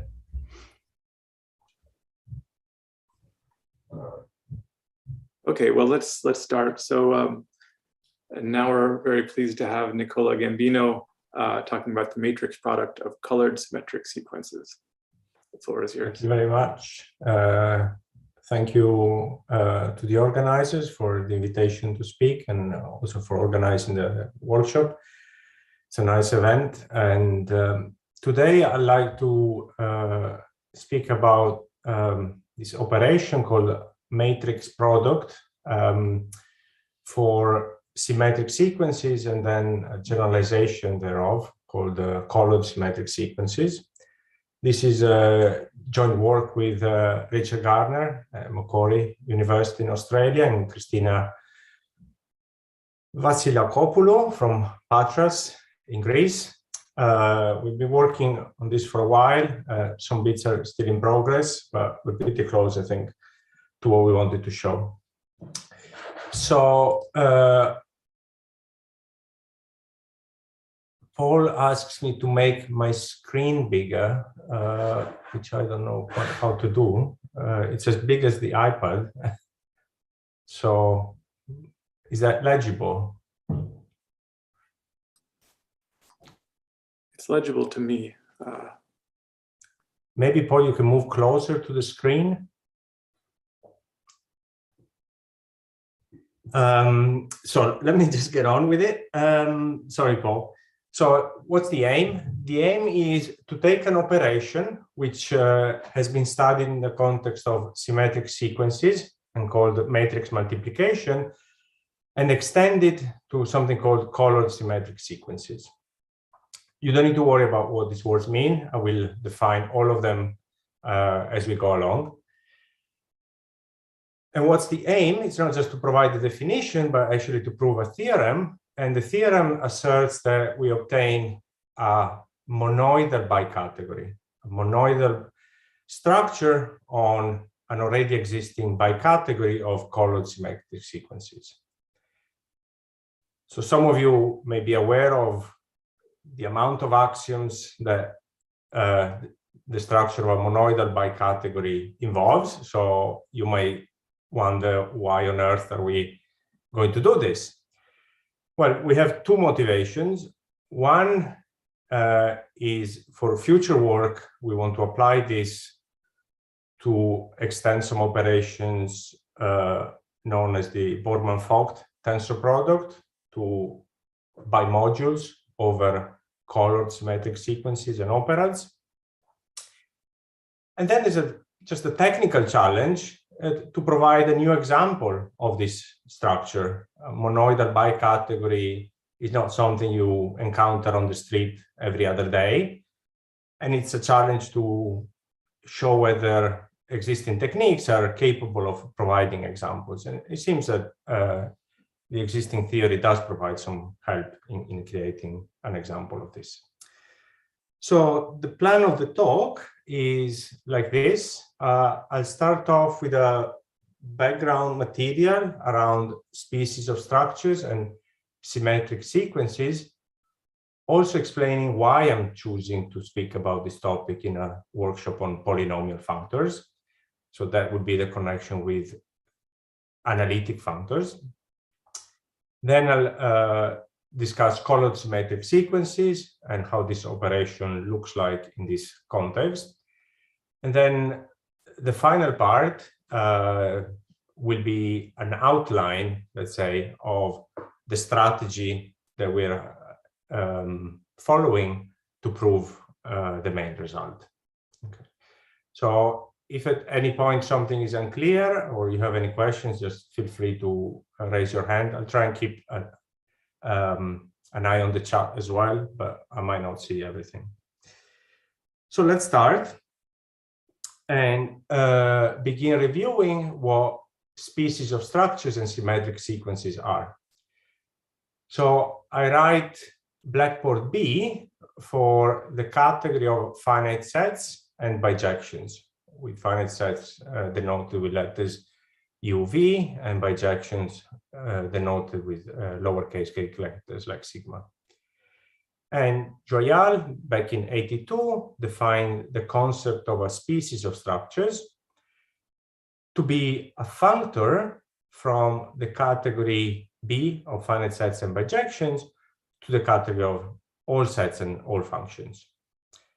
And the intuition behind this notion is as follows. You take a finite set U, and your functor F will assign to U the set of F structures on U, or the set of F structures labeled by the elements of U.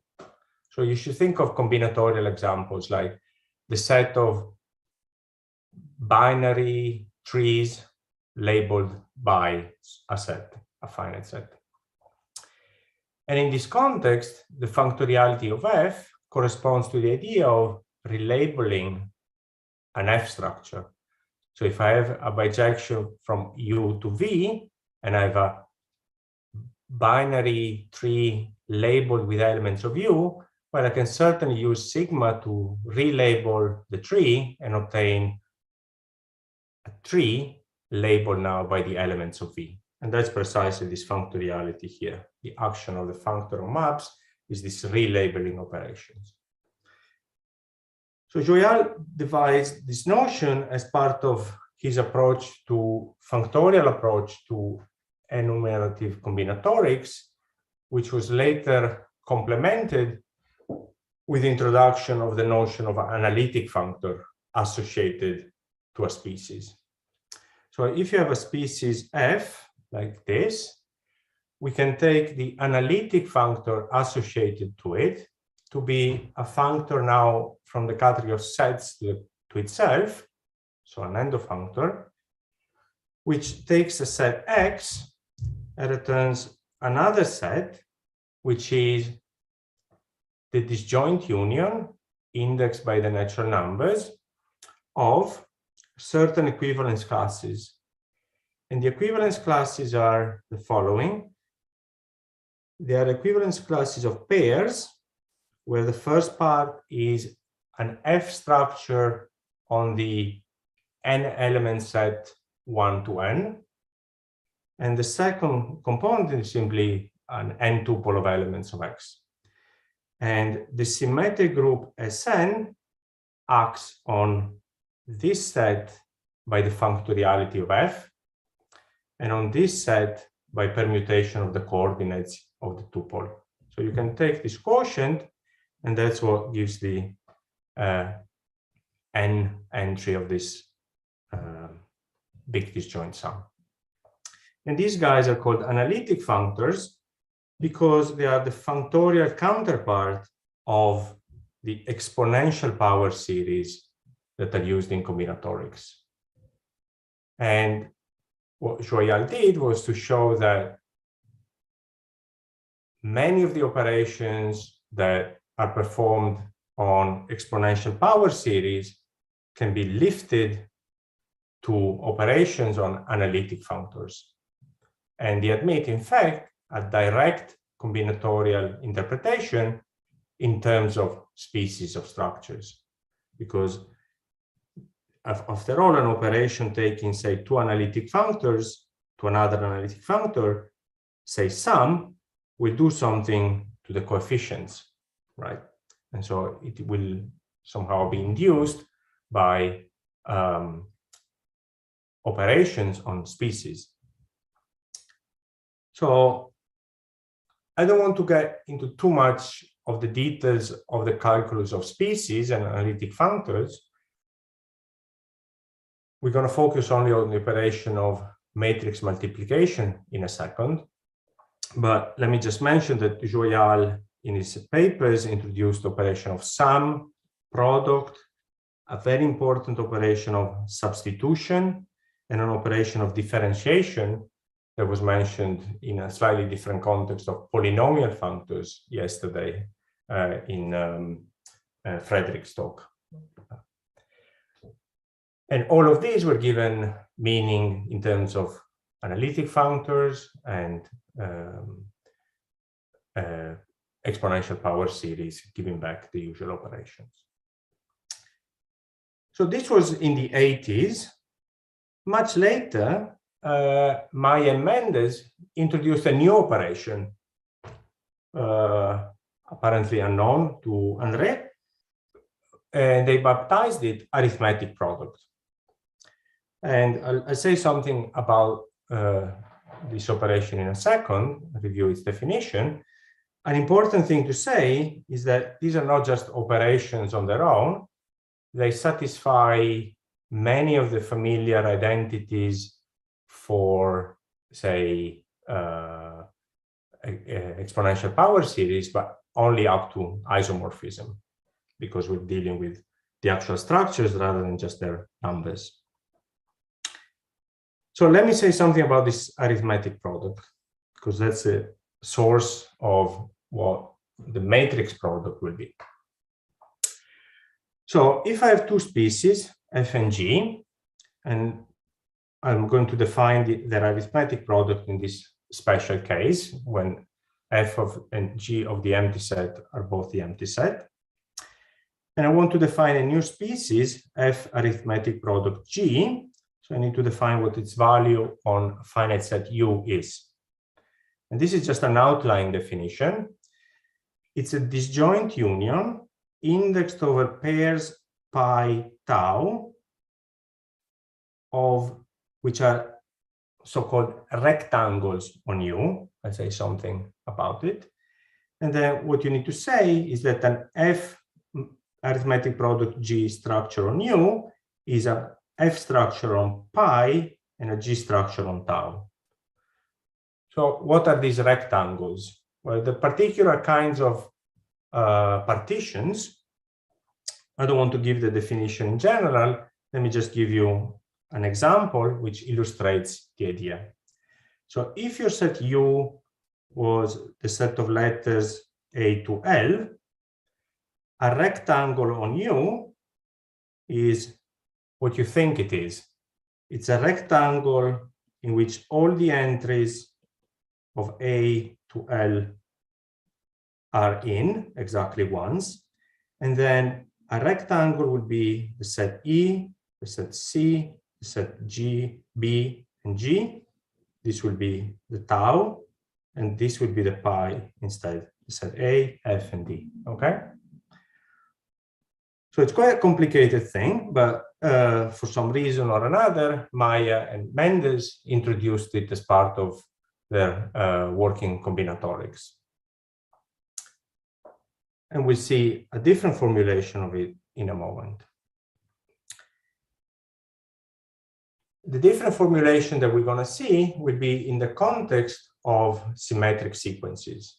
So the notion of a symmetric sequence is equivalent to that of a species of structures, but somehow provides a different type of intuition for it.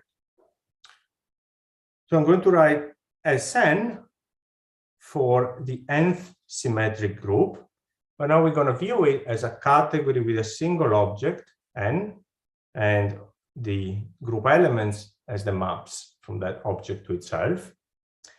And then I'm going to define this category blackboard S to be the disjoint union of all these categories Sn. So it's the category of natural numbers and permutations.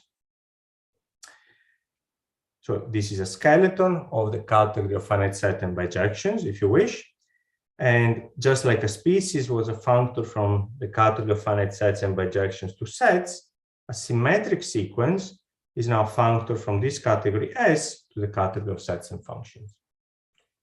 And now the intuition is slightly different. You can start to see a taste of opera theory coming in. We think now of an element F of the value of F at n as an n-ary operation, or as a corolla taking n arguments on top and returning one output at the bottom. Now, a few remarks connecting species and symmetric sequences. So first of all, the category B of finite sets and bijections is equivalent to this category S, and therefore the category of species of structures, the functor category from B to Z, is equivalent to the functor category from S to Z, that is to say, the category of symmetric sequences.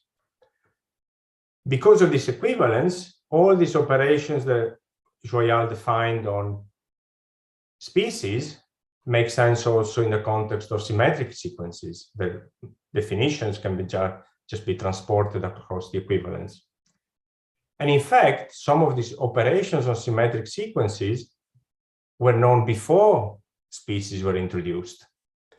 So for example, this operation of substitution on species corresponds to an operation on the category of symmetric sequences that is very important, is the so-called substitution monoidal structure on that category, which is important in particular because the monoids with respect to it are the symmetric non-colored operands. And this is an observation of Max Kelly going back to 72 and reprinted in theory and applications in categories now. So you see here there's two subjects that somehow were studying very related concepts, but sometimes unaware of each other. And the arithmetic product of species introduced by Mendes and Maya is another case of this situation where things are rediscovered in algebraic topology without knowledge of what was happening on the combinatorics side of things.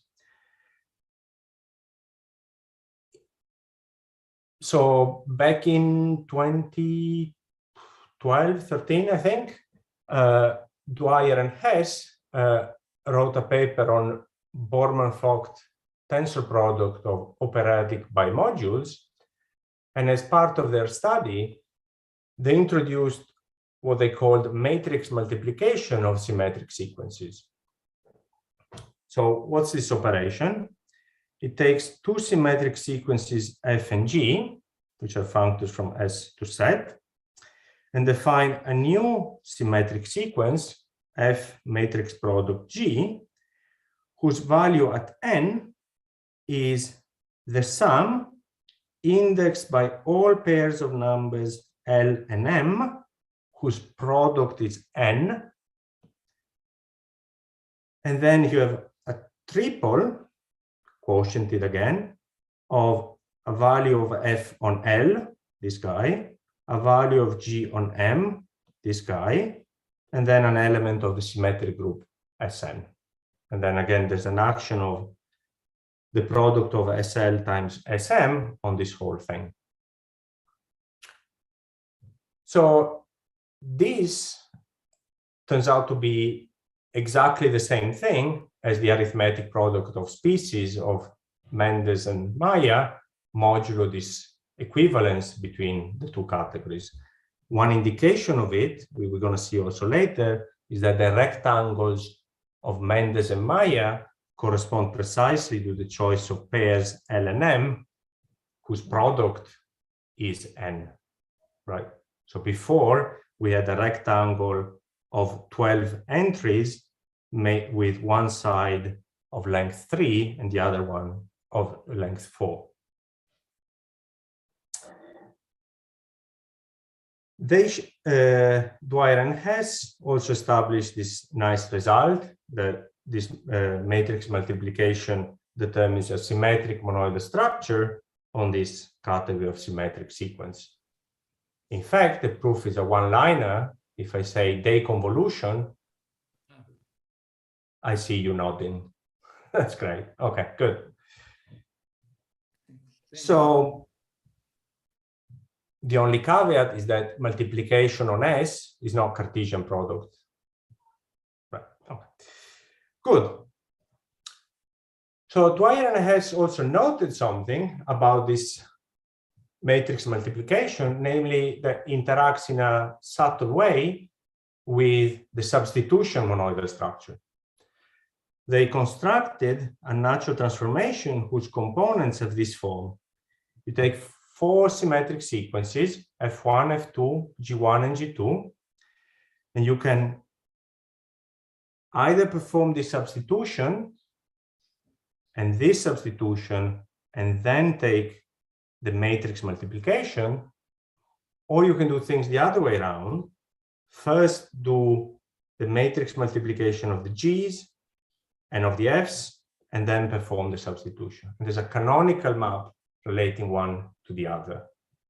So you see, you have two monoidal structures interacting via this interchange law, and they conjectured something that was proved later in 2016 by Richard Gardner and Ignacio Lopez Franco, namely that this interchange map relates substitution and matrix product, these two monoidal structures, to make the category of symmetric sequences into what is called the duoidal category. It's a category equipped with two monoidal structures with an interchange law satisfying some coherence axioms. And maybe some of you are a bit worried about this duoidal notion. It looks a bit out there. It's quite common, you know. For example, if you have products and sums of sets, you have a duoidal structure relating them. You can take products and then disjoint union. There's a canonical way of relating this to the product of the disjoint unions. So it's not something completely unfamiliar or unseen. It's a very natural way of relating two monoidal structures on a category. Okay.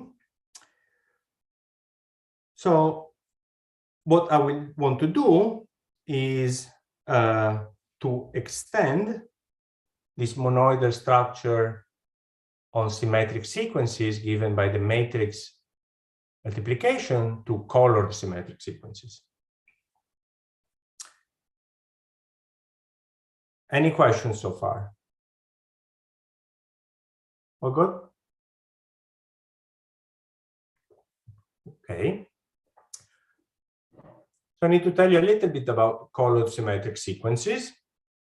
So, and even categorical symmetric sequences, which are a bit more general. So I'm going to fix a small category A, which sometimes will be taken to be even discrete, just a set. And I define a new category for each natural number n called Sn of A. This is the category whose objects are n tuples of objects of A. And now the maps between two such n tuples, A1 to AN, to A1 prime, AN prime, are given by a permutation sigma of in the nth symmetric group, and then a family of maps Fi from AI to A prime twisted by sigma. Okay. So for example, this is a typical map. Okay. They don't need to go straight. Respecting the coordinates, they can move around as prescripted by the permutation sigma. And then S of A is simply the disjoint union for all n natural numbers of these categories Sn of A. And there's an important observation which I forgot to put, that this category S that I had before is simply S of 1. Because if your A's can only be the single element of 1, then you end up exactly with this category of natural numbers and permutations that define the notion of a symmetric sequence. So what is a colored symmetric sequence? Well, I need two notions, which I'm going to use both. So I fix two small categories, A and B.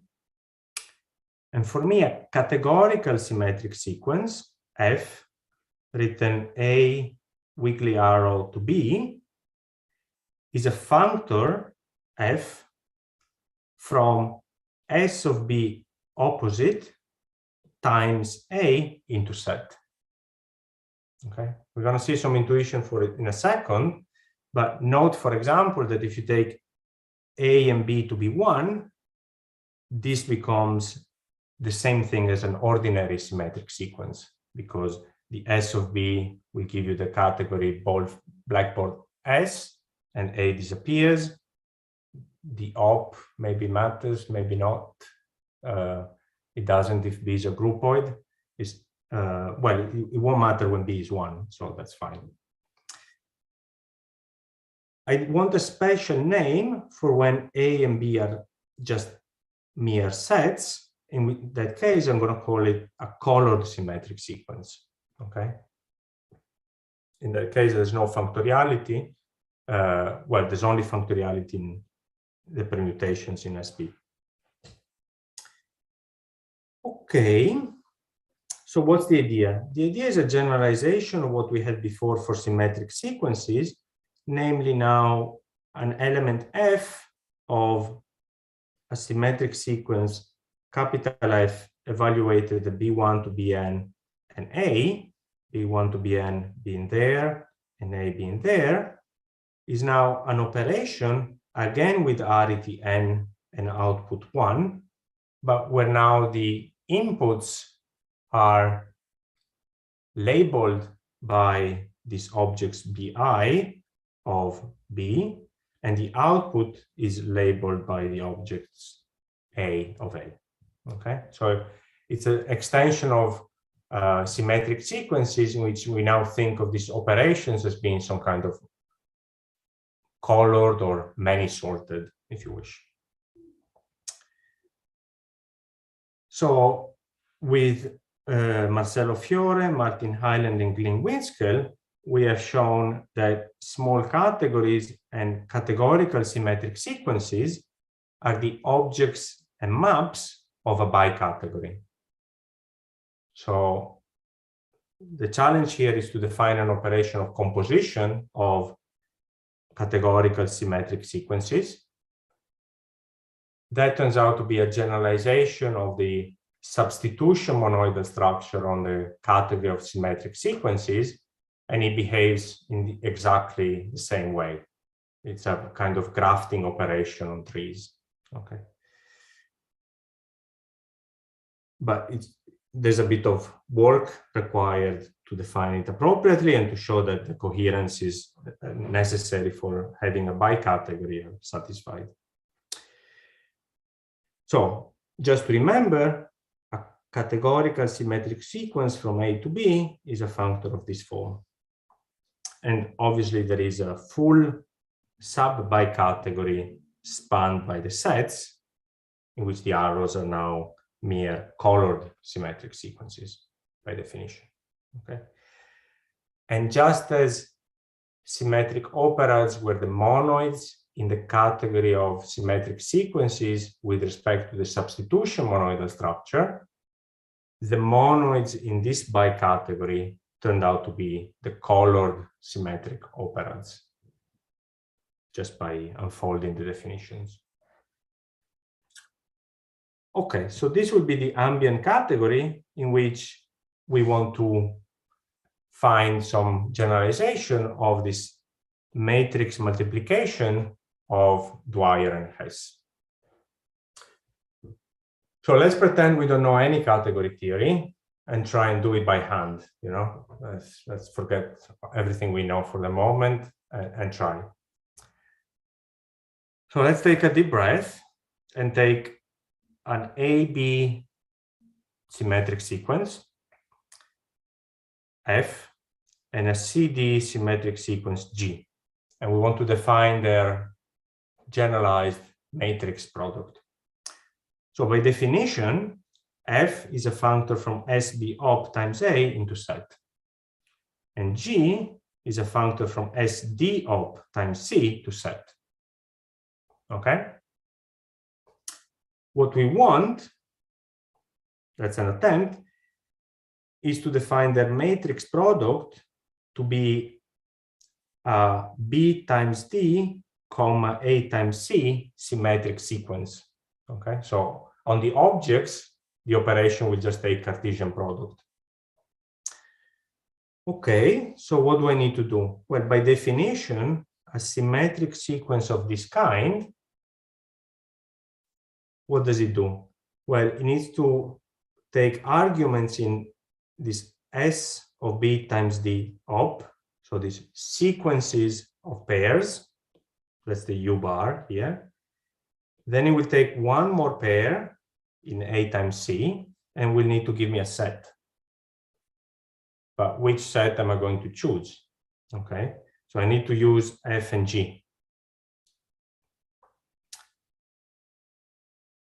So if you remember the definitions of arithmetic product in the context of species, or matrix multiplication in the context of symmetric sequences, the idea was to evaluate F on something, G on something, and then take some rectangles. Okay, and that's one definition that you can write. So F matrix multiplication G evaluated at this guy U semicolon AB is the coend indexed by these B's in S of B, these D's in S of D. And now I can evaluate F on B and A. I can evaluate G on D and C. And now I want to decompose this sequence of pairs, U, into another sequence of pairs, which I construct using the B's and the D's. And the way I do it is I construct a sequence of pairs by lexicographic ordering of the B1, D1, B1, D2, up to B1, DM, and so on and so forth. Okay? And you can check that this generalizes, in fact, the definition of Dwyer and Hess. If you take A, B, C, and D to be 1, you get back exactly the definition of Dwyer and Hess, now expressed as a coend rather than a sum and a quotient. Okay? But Can I ask a question? yeah. So U is indexed by some colors, where the rectangle is indexed by pairs of colors. How do they match up? So U is an object in this category. So it is itself a sequence of pairs. Ah, okay, okay. I see. It's already pairs. It is already pairs. Yes, Yeah. yes. Okay, thanks. Yeah. The thing that we'll have to match is that because in this category you have maps only between sequences of the same length, it turns out that the length of U will have to be L times M, just like in the Dwyer-Hess formula. Okay, so you take this formula and you try and prove something like this, that this operation gives an Oplaks monoidal structure on the bicategory of categorical symmetric sequences. And if you just do it with a formula, it's completely impossible. You know, it's a coend. You need to prove lots of coherence conditions. It's just hopeless. So in the final part of the talk, I'll outline a way of handling efficiently and abstractly the coherence conditions that are involved in this type of statement. Before I move on to that, let me just say that what does Oplaks here means? It refers to the tensor product being an Oplaks functor with respect to the composition of the bicategory, which, if you unfold, means precisely that we have a generalization of the interchange law that we have seen before.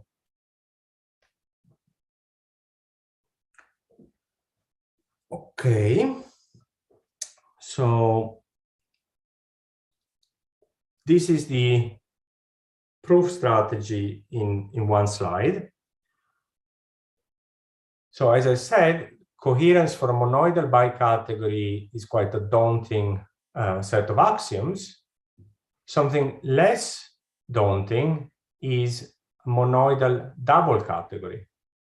It's something that feels much more like ordinary two-dimensional category theory, while a monoidal bicategory has already a lot of feeling of three-dimensional category theory.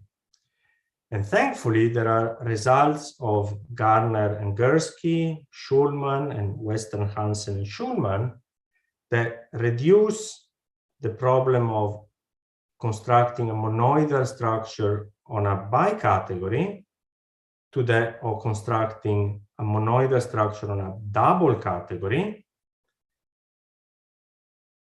provided obviously that you can relate the two so that your bicategory arises as the horizontal fragment of the double category you're interested in.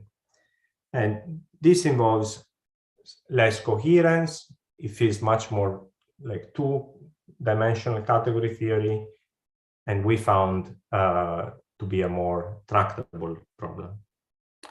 So how are we going to do this? Well, let me just revise briefly what is a double category and how we're going to go about setting up an abstract approach to this problem.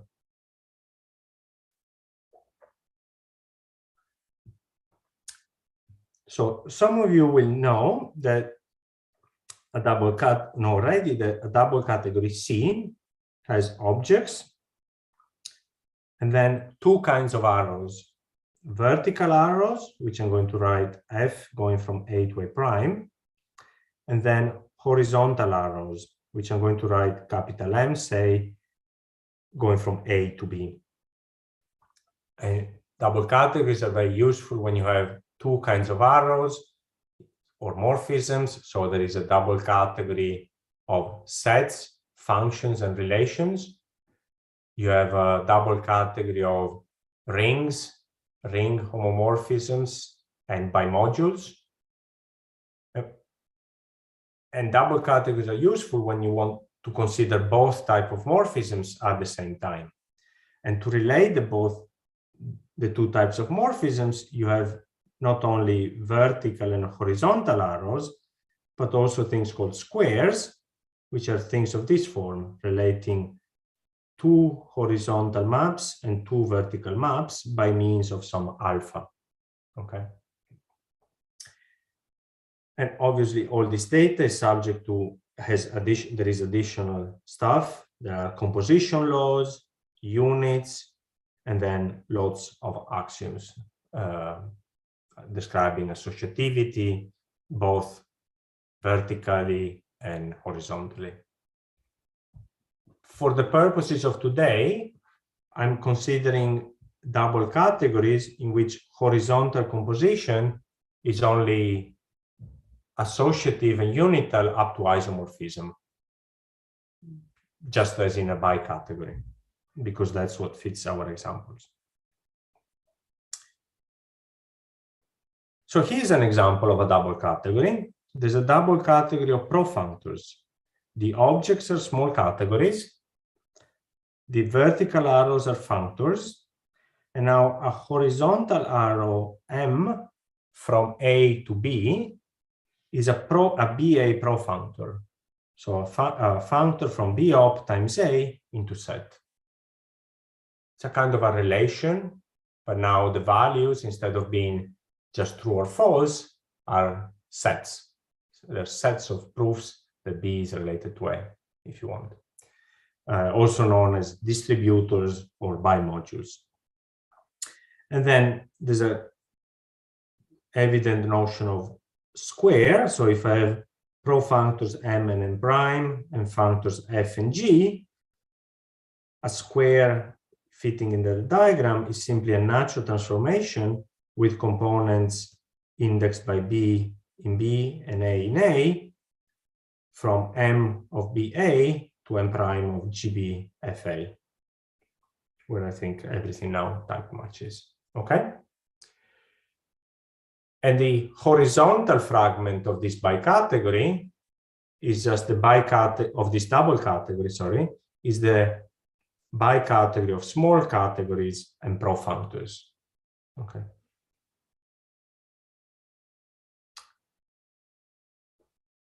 Now, something that's quite important for our work is that in many situations, and in particular in our examples, whenever you have a vertical arrow f from A to A prime, you can flip it around to a horizontal arrow,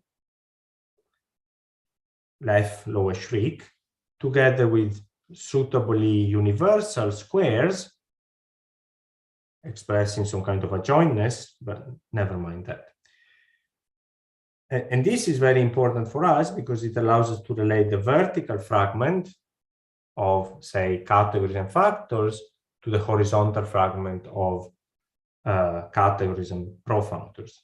And an example of this situation is in profunctors, where given a functor f from A to A prime, you can define in a canonical way a profunctor f lower shriek. And this is useful for us also for another reason. In our examples, the vertical side of things is always very, very strict. And instead, the horizontal one is bicategorical or weak. And so we have some kind of way of handling the weak horizontal structure by always trying to induce it by this universal construction from strict vertical structure. So, trying to go back to the intended application, let's observe that the operation taking a category A to this category S of A, defined as the disjoint union, is actually a two-monad on the two category of small categories. It is the two-monad whose algebras are symmetric, strict monoidal categories. Once you know that, it's not that difficult to actually see that it acts as a double monad on the double category of profunctors on the vertical side of things. And then using this trick of flipping things from the vertical to the horizontal side, we also get a horizontal monad on profunctors. So if you're not familiar with this horizontal and vertical monad, you should just think of the fact that a monad has natural transformations for multiplication and unit, which are families of maps. And in a double category, you have two kinds of maps, horizontal and vertical. So depending on whether the components of your unit and multiplication are horizontal or vertical maps, you have a notion of vertical or horizontal monad. And that's what's going on here. And now, if you consider the double category, the Kleisli double category associated to this guy, you get precisely a double category whose horizontal bicategory is the bicategory of categorical symmetric sequences. So why is this? Well, by definition, the objects are small categories. The vertical maps are the same as here, so functors. And now the horizontal maps in the Kleisli guy are maps from A to SB in prof. So what is a horizontal map from A to SB in profunctors? It's precisely a map from SB op times A into set, and that's precisely a categorical symmetric sequence from A to B. So now we have a handle on our problem. We have identified our bicategory of categorical symmetric sequences as the horizontal bicategory of this Kleisli thing, okay? And our task is to find a monoidal structure here. And now we have some additional category theory at our disposal to guide the intuition. So framed more abstractly, what's the question? We start from a monoidal double category, which in our example would be the double category of profunctors. we have a horizontal double monad on it, which in our case is the free symmetric strict monoidal category. And we ask ourselves when we can lift the monoidal structure from C to the Kleisli double category. Okay, and now all the coends are gone away.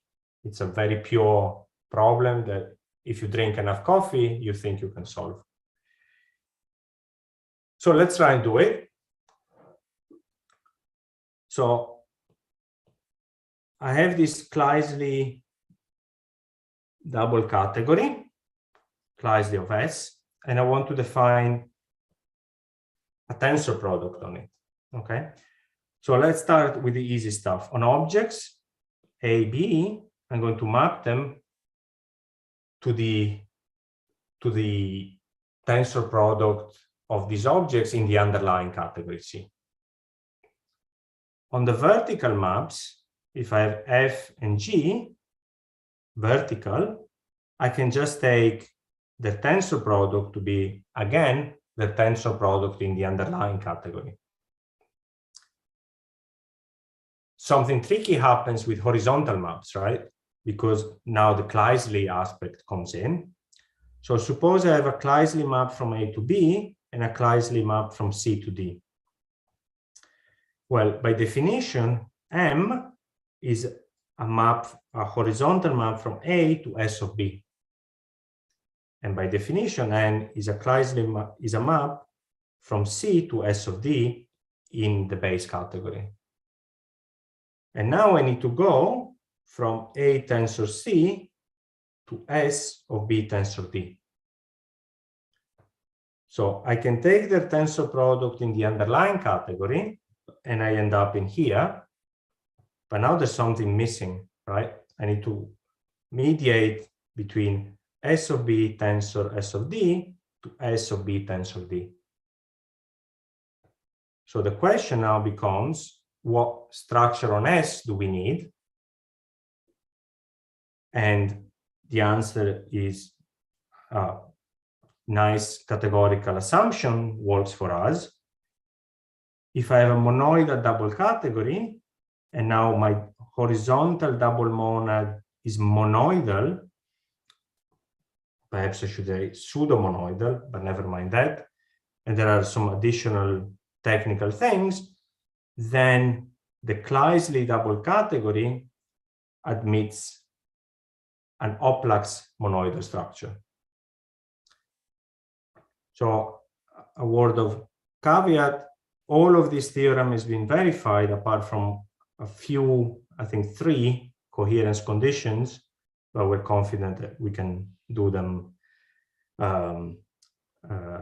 It's just a matter of going through the calculations. And now we go back to our application. So in 2002, Highland and Power showed that the free symmetric strict monoidal category 2 monad is monoidal, or rather maybe pseudo-monoidal. So this is the analog of the theory of commutative monads of Anders Koch, just in 2 dimensions.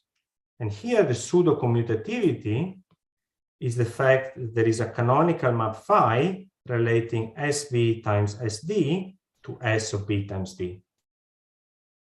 And what does this map do? Well, it takes a sequence of B's and a sequence of D's and returns a sequence of pairs. And how does it do it?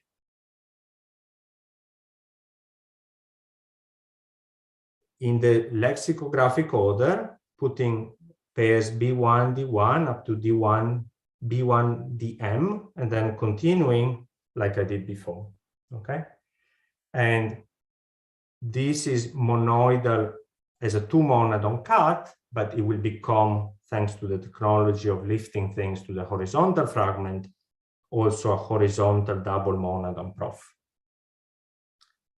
And now we're done, because if we now unfold the general strategy, and in the bicategory of or the double category of categorical symmetric sequences, what happens? You start from F and G as before, you do their tensor product, which is just a product in profunctors, and you end up with here. You compose as profunctors with this phi map, suitably extended to profunctors, and then you calculate this composite in profunctors.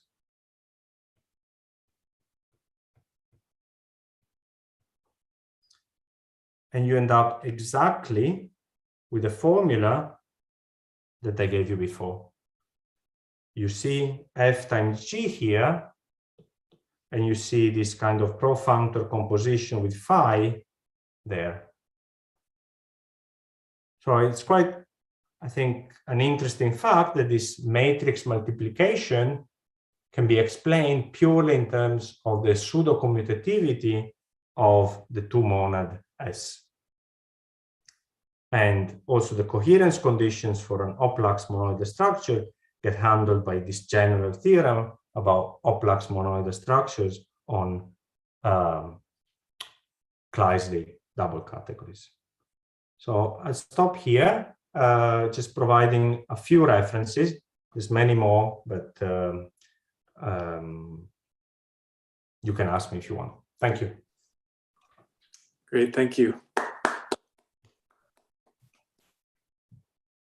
Are there questions?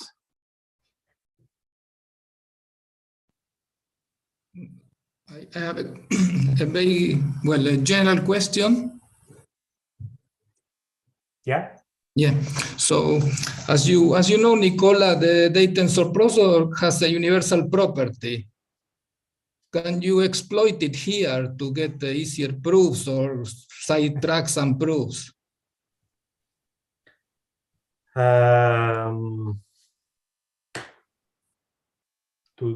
To exhibit this guy as a day convolution. Exactly.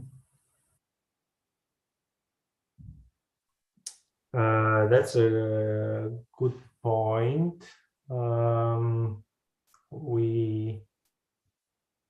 We haven't tried that road. In some sense, the universal properties that we keep exploiting are those of this type of maps, which are induced by vertical ones.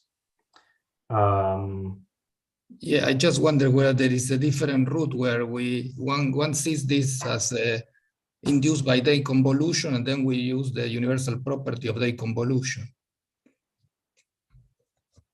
Yeah, it's a good point. Paul asks what day convolution is. So it's a fact that if you have a monoidal category C, you can consider pre-sheaves on C, and this becomes monoidal under day convolution.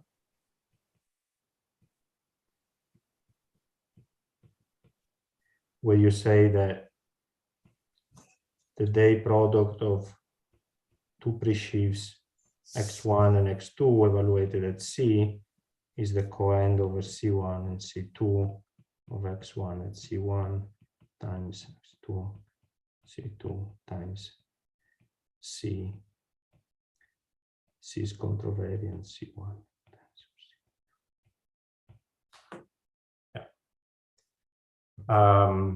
And the matrix multiplication that Dwyer and Hess considered is a special case of this. I want this might be also as it's certainly some kind of Lefkan extension, but yeah, we haven't tried this route. Yeah, thanks. Yeah. Great, thanks. And then Nathaniel Arcor in the chat asked whether there's a nice characterization of the monoids with respect to your Oplaks monoidal structure. I don't know. Somehow this matrix multiplication for us is auxiliary to set up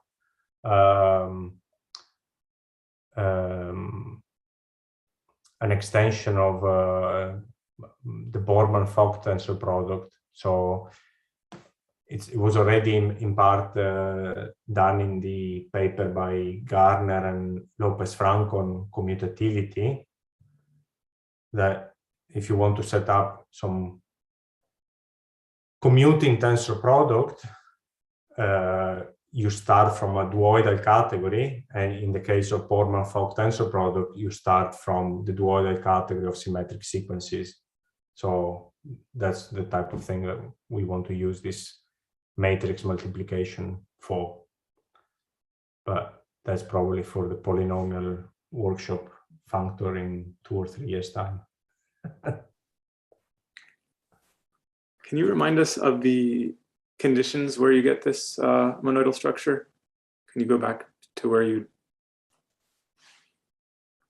just wanted to see? Yeah, so it's a bit vague. So C is a double category. It has its own monoidal structure. Then you have a horizontal double monad. Yeah. Mm-hmm. Which is, you can call it monoidal or pseudo-monoidal. Everything is weak anyway, because it's the horizontal fragment. And then these dots have to do with the, we could assume that C is fibrant, but we don't want to do that. We only assume that certain horizontal lifts exists for the things that we need. Yeah. So that's the dots here. Okay, is that called a double category with companions? Yeah, that's the thing. If I assumed these dots for every arrow, it would have companion and conjoints for every arrow. We're assuming only companions for the ones that we need. Oh, okay. Yeah. But prof has all of them, so yeah. Great. Okay, any last questions? I have one. So if you take polynomials in many variables, then there are special cases of colored symmetric sequences. The flat like ones or something. IEBJ diagram.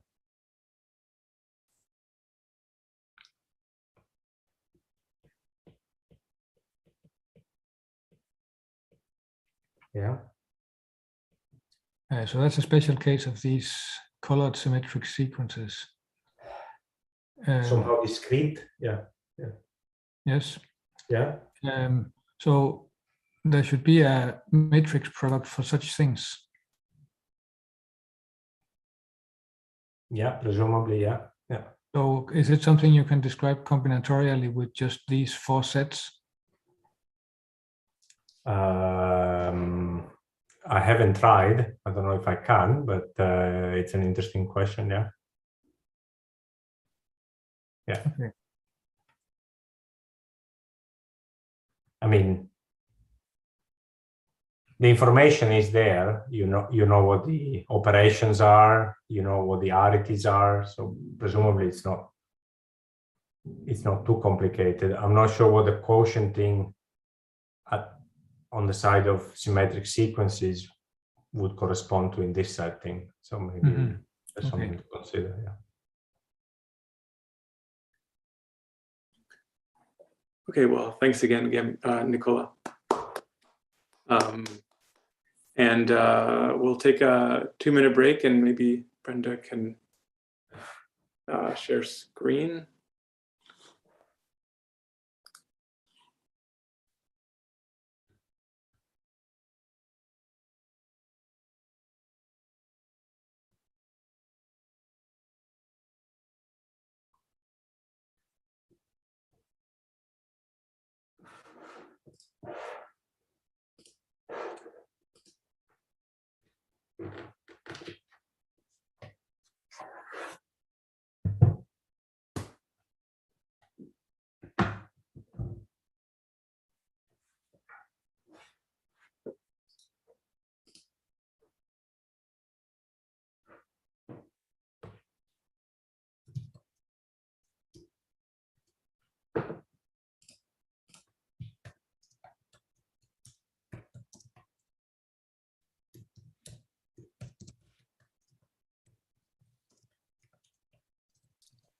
that looks good.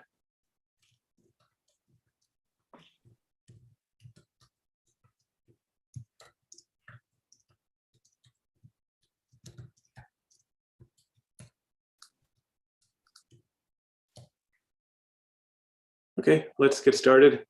So now we're very pleased to have Brenda Johnson talking about the Eilenberg-MacLane sort of polynomial functors. So take it away, Brenda. Okay, thank you. I'm still getting myself organized here, so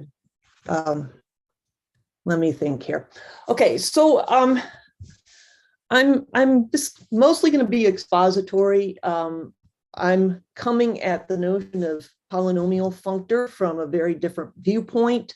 I want to argue that by the end of the talk, I'm going to be talking about how to create notions of polynomial functors. So the notion of a polynomial functor is kind of fluid for me. So my plan is to start by just saying a little bit about my perspective, how I'm, how I fit into this workshop, and where my view of polynomial functors comes from. It comes from the world of functor calculus.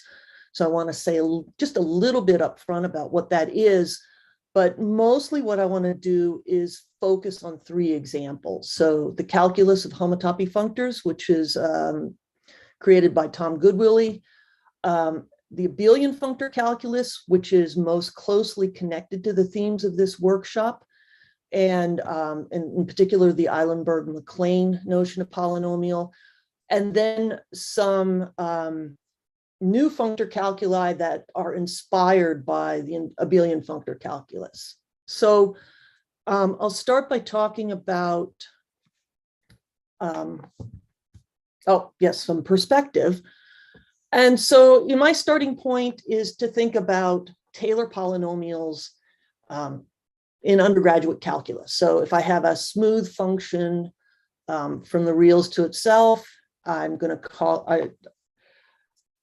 its nth Taylor polynomial is going to be a degree n polynomial. So typically when we're talking about these things, we're talking about them in the context of some maybe transcendental function that's kind of hard to understand. And the polynomial approximation is much easier to work with. That polynomial approximation provides, like I said, an approximation in a predictable way. We have some control over how well it approximates f by increasing n, working within a radius of convergence, and so on. And along those lines, this approximation becomes a better and better approximation as we increase n. So with that in mind, in functor calculus, what we're looking for are new ways to associate sequences of functors to certain types of functors that mimic the Taylor series for a function of the real numbers. So the nth term in this sequence should be have some nice property that is indexed by n. And this is where my notion of polynomial degree n is coming into the picture. There should be some connection or relation between my original functor f and Pnf. And in a categorical sense, one way of connecting them is to insist that there's a natural transformation from f to Pnf that satisfies some sort of universal property, like the Pnf is universal among degree n functors with natural transformations from f. And you don't want this thing to be too bizarre. So I've highlighted a couple of natural transformations here that I want to be equivalences when m is less than or equal to n. But you really just want to think of this as saying that, if the n is larger than m, you want the degree n approximation to preserve the degree m part. You don't somehow want the degree 5 polynomial approximation have a different degree 3 part than the original functor did. Another thing I want to say about my perspective has to do more with the context that this is all starting from. So this is definitely the question. Yes, in the previous slide, why do you orient the natural transformation in that direction and not the other one? I don't have a good answer for that, other than that's how the first functor calculus was developed. It sort of arises naturally that way from the construction there. You can talk about dual calculi, where the natural transformation goes in the other direction. Yeah, thank you. Welcome. So, like I said, this is coming. The original functor calculus was developed in the context of spaces and homotopy functors. And so I want to say a little bit about the context I'm working in. Most notably that, typically I'm working up to some sort of weaker notion of equivalence than you might be used to. I'm not going to be working with things up to isomorphism, for example. So, one context, the first example I'm going to consider is in the context of topological spaces, where we can say that two spaces are equivalent if there's a weak homotopy equivalence between them. So for spaces, you can associate sequences of groups called homotopy groups that somehow measure the shape of the space. And a weak homotopy equivalence is going to preserve those groups or in a range. I'm sorry, I'm getting ahead of myself. A weak homotopy equivalence is going to induce an isomorphism on all homotopy groups for those spaces. Okay. I will also mention an example in the category of chain complexes. There are a couple of notions of weak equivalence you can use here. A stronger one is to insist that a chain map is a chain homotopy equivalence. Weaker notion is to insist that it's a quasi-isomorphism. And quickly, I'm not quite sure what everybody's background here is here, but a chain complex, think of a sequence of abelian groups with maps between adjacent terms where consecutive maps compose to 0. Okay. And so we can define homology groups for chain complexes, and saying that F is a quasi-isomorphism is simply saying it's inducing an isomorphism of homology groups. Okay. And lastly, when I start trying to speak generally about creating calculi, I'm going to move into a context that subsumes these two examples. So I'll move into model categories or simplicial model categories. A model category has an underlying category with a distinguished notion of, or distinguished class of morphisms that are my weak equivalences, and they're just called weak equivalences. Okay. So with that, let me start talking about examples. So the first example I think anybody should see in functor calculus is the first example, the calculus of homotopy functors that was created by Tom Goodwillie and published or developed in a series of papers that were published in the 90s up through 2003. And so one of the main results of this last paper says that if you have a functor of spaces or spectra, which are also nice topological objects, that preserves weak homotopy equivalences, then one can construct a tower of functors and natural transformations like I've pictured here, such that the nth term in this tower is something that is n-excisive, and I'll explain that in a moment. Secondly, there's a notion in which this tower converges.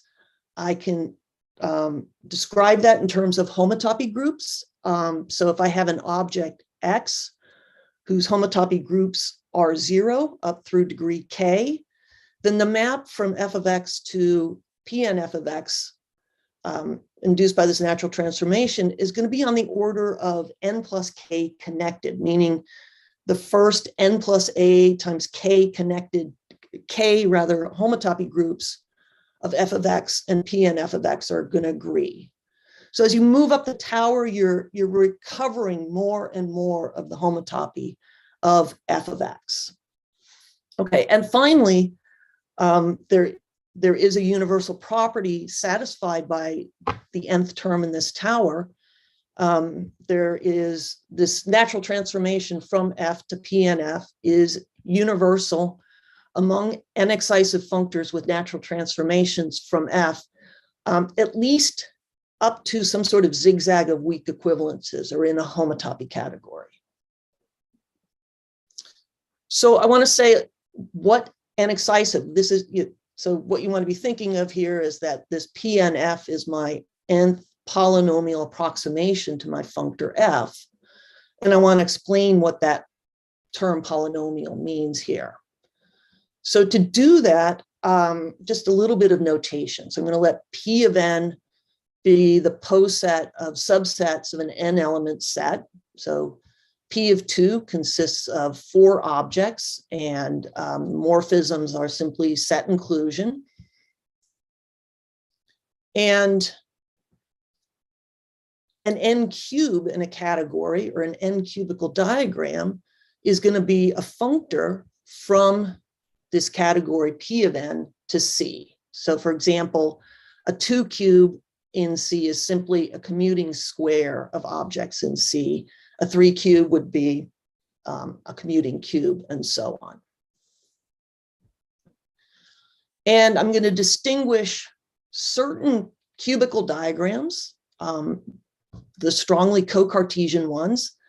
A strongly co-Cartesian diagram is going to be one in which every 2 face is a homotopy push-out square. So a push-out square in a homotopy invariant way.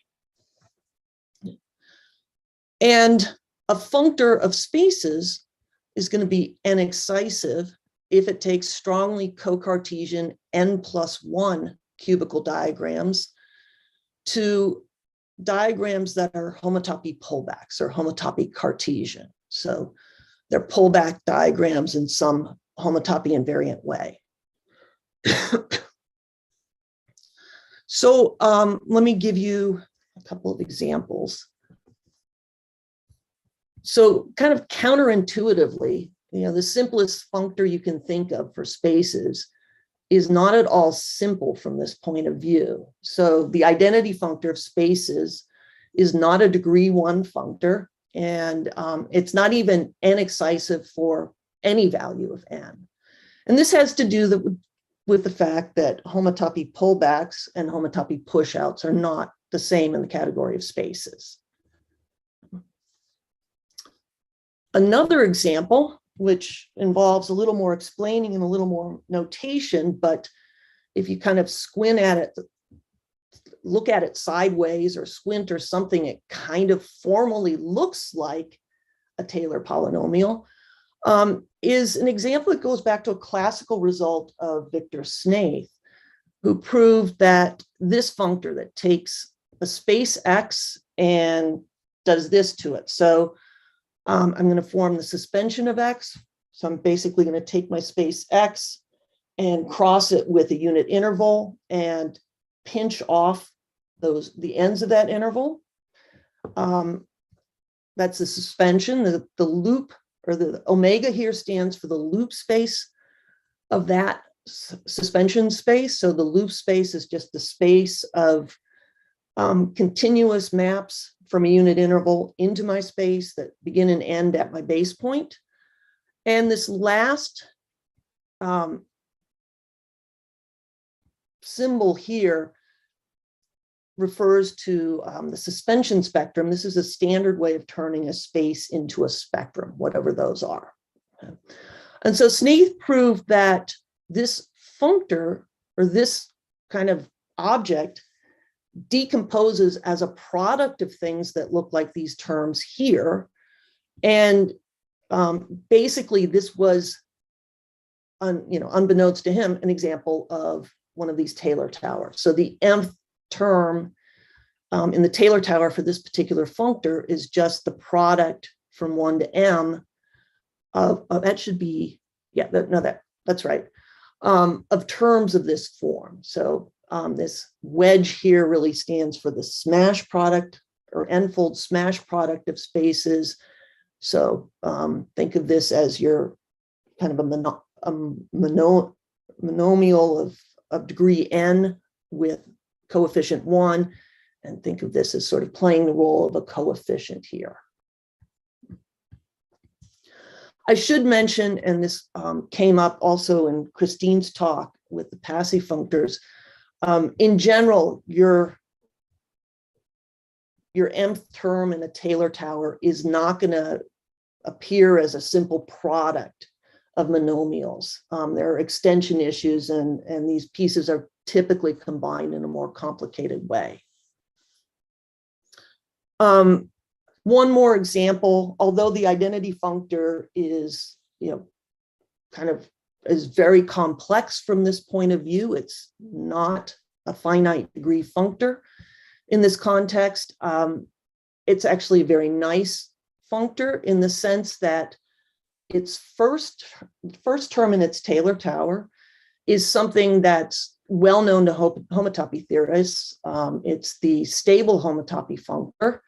And stable homotopy theory is a very vibrant branch of homotopy theory.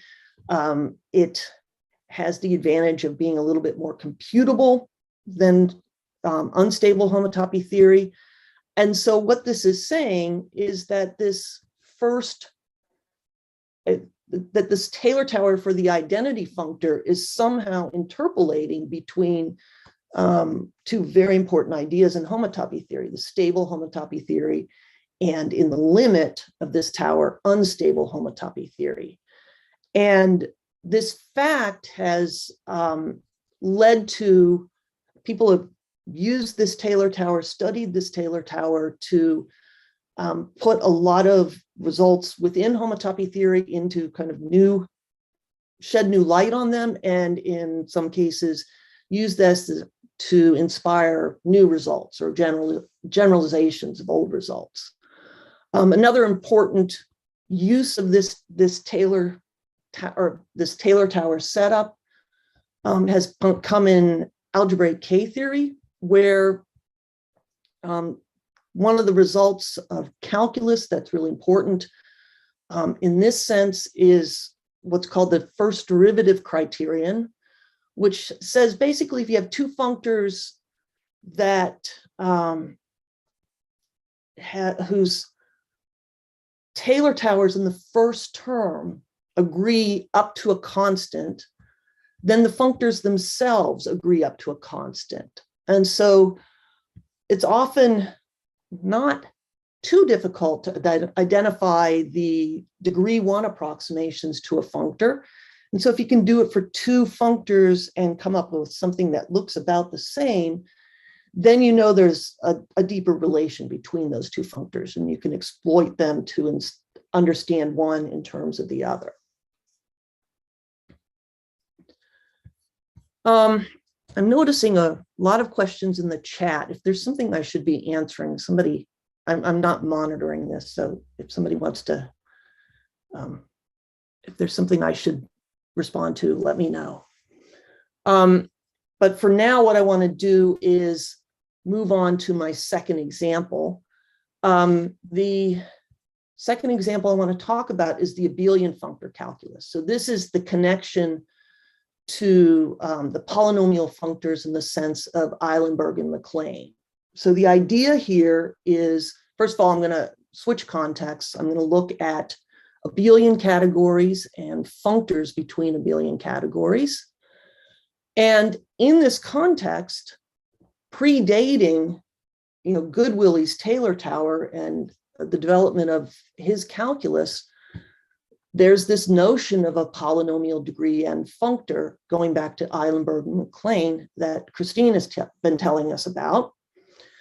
And On top of that, there are some things in the work of, in earlier work of Eilenberg and MacLean and in work of Dold and Pupa that create functors associated to F that act an awful lot like the first term in a Taylor tower.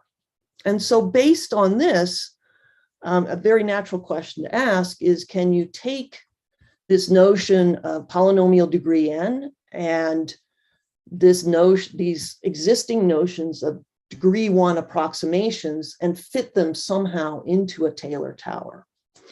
And so the answer is yes, and I'll get to that in a moment. I will just quickly remind you of cross effects in case you've missed some talks. There are many ways to define cross effects we've learned, but I'm going to stick with this recursive definition. So I can define a cross effect of a functor f. The nth cross effect is a functor of n variables. It's going to be, the 0th cross effect is simply the value of the functor at the 0 object in B. The first cross effect is defined by looking at f of x, recognizing that f of 0 sits inside of it as a direct summand, and looking at the direct sum complement of that and calling that the first cross effect. The second cross effect detects the extent to which the first cross effect fails to be additive. So if I take the first cross effect of a sum of two objects, the first cross effect at one of the objects sits inside of that as a direct summand, as does the first cross effect of the second object. If this is if the first cross effect is additive, then that's all there is. But if there's more to the story, we're calling the complement the second cross effect. And in general, I'll define the nth cross effect by looking at the n minus first cross effect and its failure to be additive in one of its variables.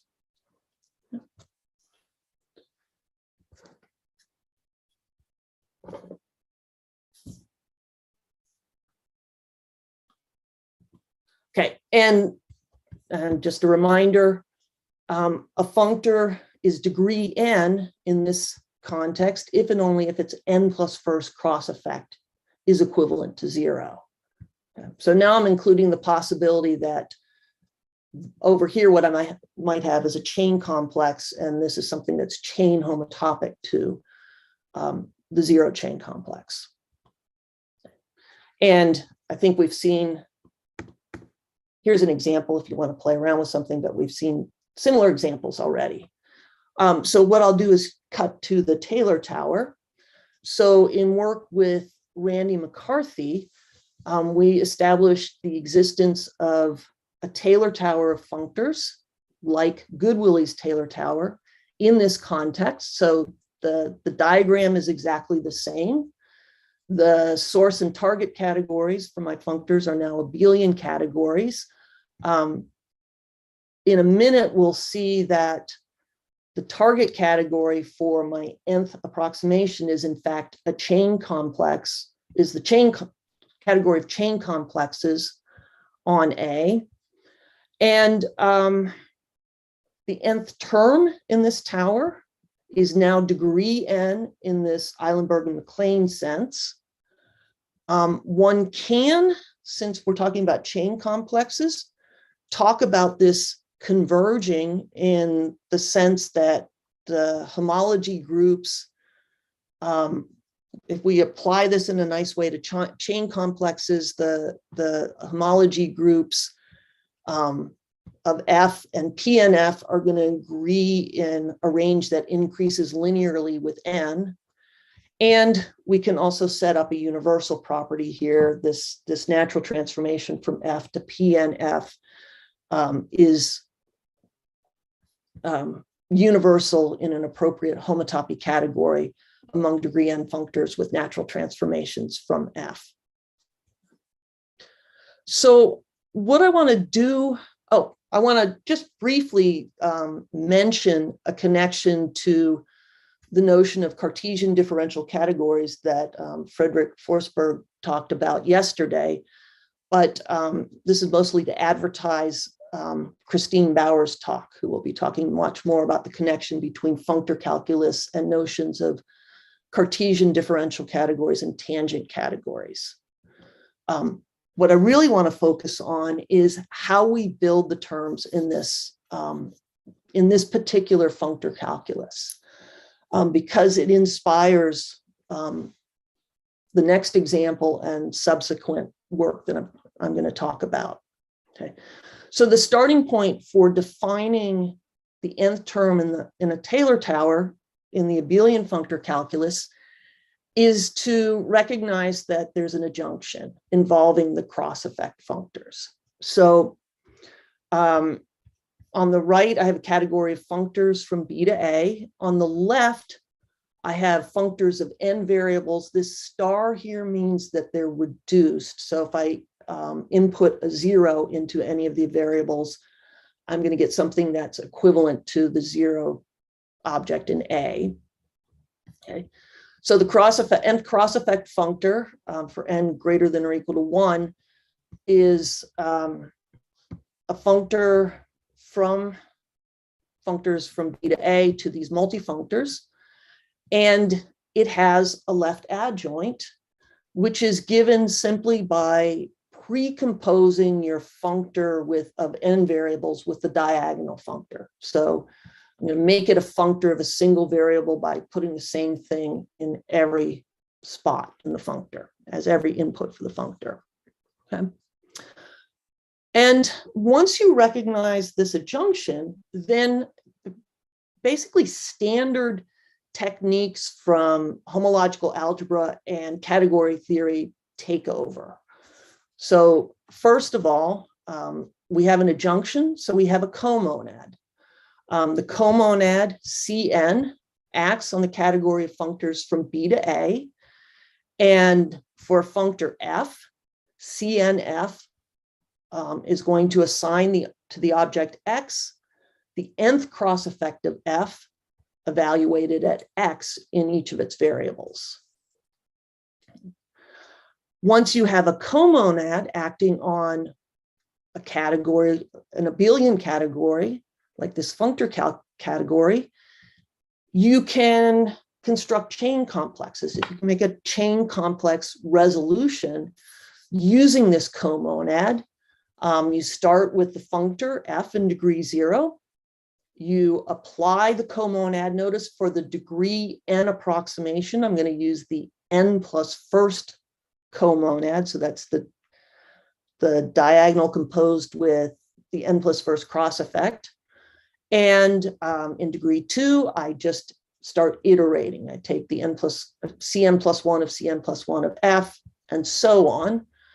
The differentials in this chain complex come from the co-unit for the adjunction. Okay, and so this very standard construction, for those of you who work with simplicial objects, this is really more or less the normalization of a simplicial resolution. This is a bar construction, I guess. Right. Yeah, exactly. Yeah. And my claim is that this is a degree n functor. And to prove this claim, I'm again just going to pull stuff out of my adjunction to make the job work, do the work for me. So to prove that something is degree n, I just want to show that its n plus first cross effect is equivalent to the 0 object in my category.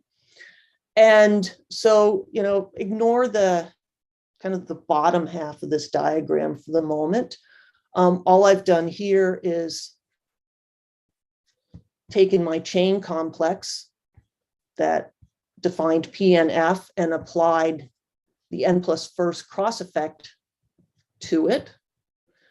And then I'm going to take advantage of the fact that I have an adjunction. I can take the unit map and use it to define arrows going backwards up this chain complex that form a contracting homotopy. So they behave well with respect to these differentials, and the existence of this contracting homotopy is telling me that, in fact, this n plus first cross effect of PNF is equivalent to the zero object. And so, in fact, PNF is a degree n functor. Okay. So from this, part of what I want to emphasize, or I've been trying to emphasize in this construction, is that once I had the adjunction with the cross effect in it, I was just doing standard stuff. You know, the stuff I did, I could have done with other comonads, for example, perhaps. And so, you know, this leads to a lot of natural questions. And one of them was hinted at with the question about the bar construction. So first immediate question was, for us, was, could you take this back into a more topological setting? Okay. Can you define a calculus, a functor calculus, say for spaces, using similar techniques? And if you could, how would it compare with Goodwilly's calculus? And then beyond that, if I have time, I will talk about generalizing this further. Okay. But for now, I'm going to move to my last major example, the discrete functor calculus. And this is work that started with the thesis of Andrew Maurer Oates in 2006. He was a student of Randy McCarthy. He set this up. He did the special case of this calculus for pointed spaces, functors of pointed spaces. Christine Bauer and Randy McCarthy and I generalized this to the context where my source category is now one of these more general homotopy theoretic categories, a simplicial model category. And my target category is a pointed stable simplicial model category. So I'm not going to dwell on these words too much. I just had to put them in here to be correct. Think spectra, or think, you know, very nice category to do stable homotopy theory in. Okay. In this context, once again, we can define a Taylor tower, the same shape diagram. The nth term in this tower is a degree n functor, but once again, I've changed context, so I'm going to have to explain what degree n means in this new context. I can show that this satisfies a universal property. What I've lost here in this general setting is in this strong notion of convergence that I can measure in terms of homotopy or homology groups. But so degree n functor in this context really means the same thing it did in the abelian context, except that I have to explain what an n plus first cross effect is here. So I'm going to say that a functor is degree n if its n plus first cross effect is equivalent to, I'm using the asterisk here for the object in D that's both initial and final. And the n plus first cross effect is now going to be defined in terms of a cubical diagram. So this is going to take a little bit of time to parse. I'll show, I've got an example in the next slide. But so my nth cross effect should take an n tuple of objects in my source category and spit out some sort of object in my target category, D. The way I'm going to do this is by first, like I said, constructing a cubical diagram. This diagram is going to take a subset of n, U, and assign to it F evaluated at a certain coproduct determined by the n tuple I'm starting with and the set U. So the ith term in this coproduct is going to be the ith term in my original n tuple if I is not in my set U. Otherwise, it's going to be the final object in my category C. Okay, so in the case of the second cross effect, I'm going to be looking at a diagram that looks like this. So in the node of this diagram corresponding to the empty set, I'm going to apply the functor to the coproduct of x1 and x2. In going in this direction, this corresponds to including the empty set into the set containing 1. So now I lose x1 and replace it with the final object in C. Vertically, I'm going from the empty set here to the set containing 2. So x2 gets replaced by the final object. And then here in the node corresponding to the set containing 1 and 2, I've got the final object for both terms in this coproduct. So this is a diagram, but what I want is an object in my category D. And so the way I'm going to get a single object is by taking homotopy fibers or iterated homotopy fibers. So think of the homotopy fiber for a single map as being the analog in this homotopical setting of the difference between the source and the target of that arrow. Okay, so by an iterated homotopy fiber, what I mean is I'm going to take the fibers horizontally. So I'll get 2 objects over here. The vertical maps induce a map between those fibers. I'll take then the fiber of that map, and I will get a single object in my category D. And that's what the second cross effect will be in this case. So you can think of this as basically taking this thing minus this plus that in the additive case. Okay, so things like this are going to vanish when I have degree 1 functor in this new setup. Okay, so again, what I want to talk about is how we construct these degree n approximations in this new calculus, mostly because I want to emphasize that we're really just adapting the methods from the abelian functor calculus to this topological setting. Okay, so the first step is to recognize that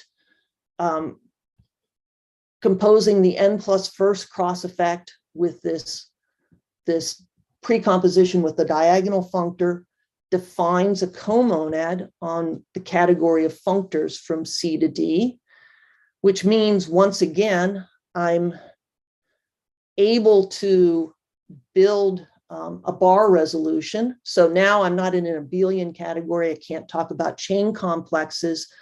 Instead, we talk about simplicial objects. So simplicial object in categorical terms is simply a contravariant functor from the ordinal category into your category, in this case, the category of functors. More concretely, it's going to assign to the natural number k a functor that is simply the result of applying this comonad k plus 1 times to the functor f. Okay, so I'll build a sequence of these things in my simplicial resolution, and I'll have face maps going in decreasing order and degeneracy maps going the other way, coming from the morphisms in delta op. Part of having the comonad here, as part of that, I have a co-unit, a natural transformation from this comonad to the identity functor on my functor category. And so I can turn this bar construction into an augmented simplicial object. And then instead of just leaving things as they are and talking about an augmented simplicial object, I'm going to turn this into an object in my category FunCD by doing the following. So effectively, what I'm trying to do is take this sort of a homotopical co-kernel of these cross effects in F, trying to quotient them out and kill off the degree n stuff in F. The way I do this is by a standard procedure called realization that transforms a simplicial object in my category into an ordinary object. And then I'm going to take the homotopy cofiber of the map induced by the augmentation from this realization into F. Okay. And I claim this is producing a degree n functor for me.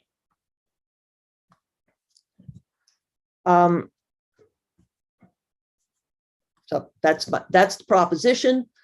I want to say a little bit about the proof.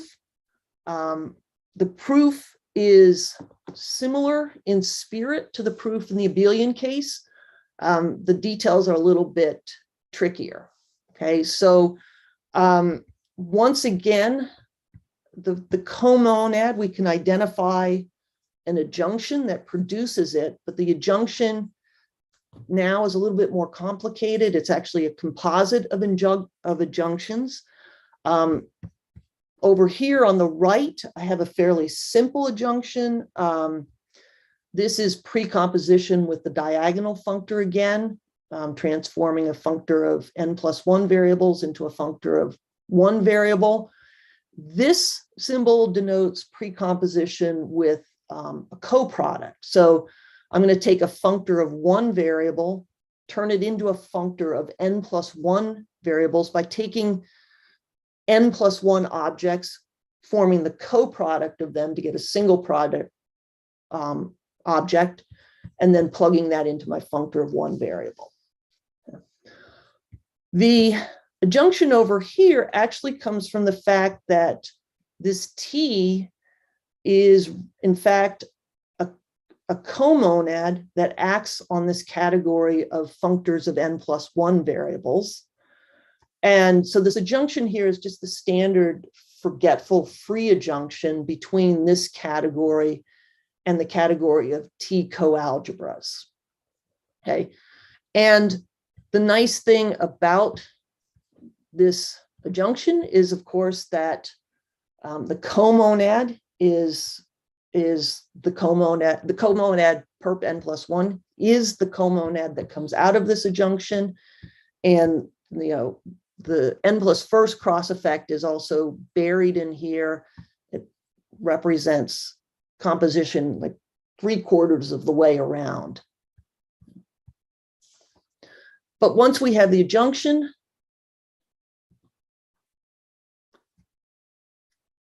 we can prove that PNF is degree n by taking the unit from that adjunction and using it to construct a contracting homotopy for the n+1 cross effect of this bar resolution.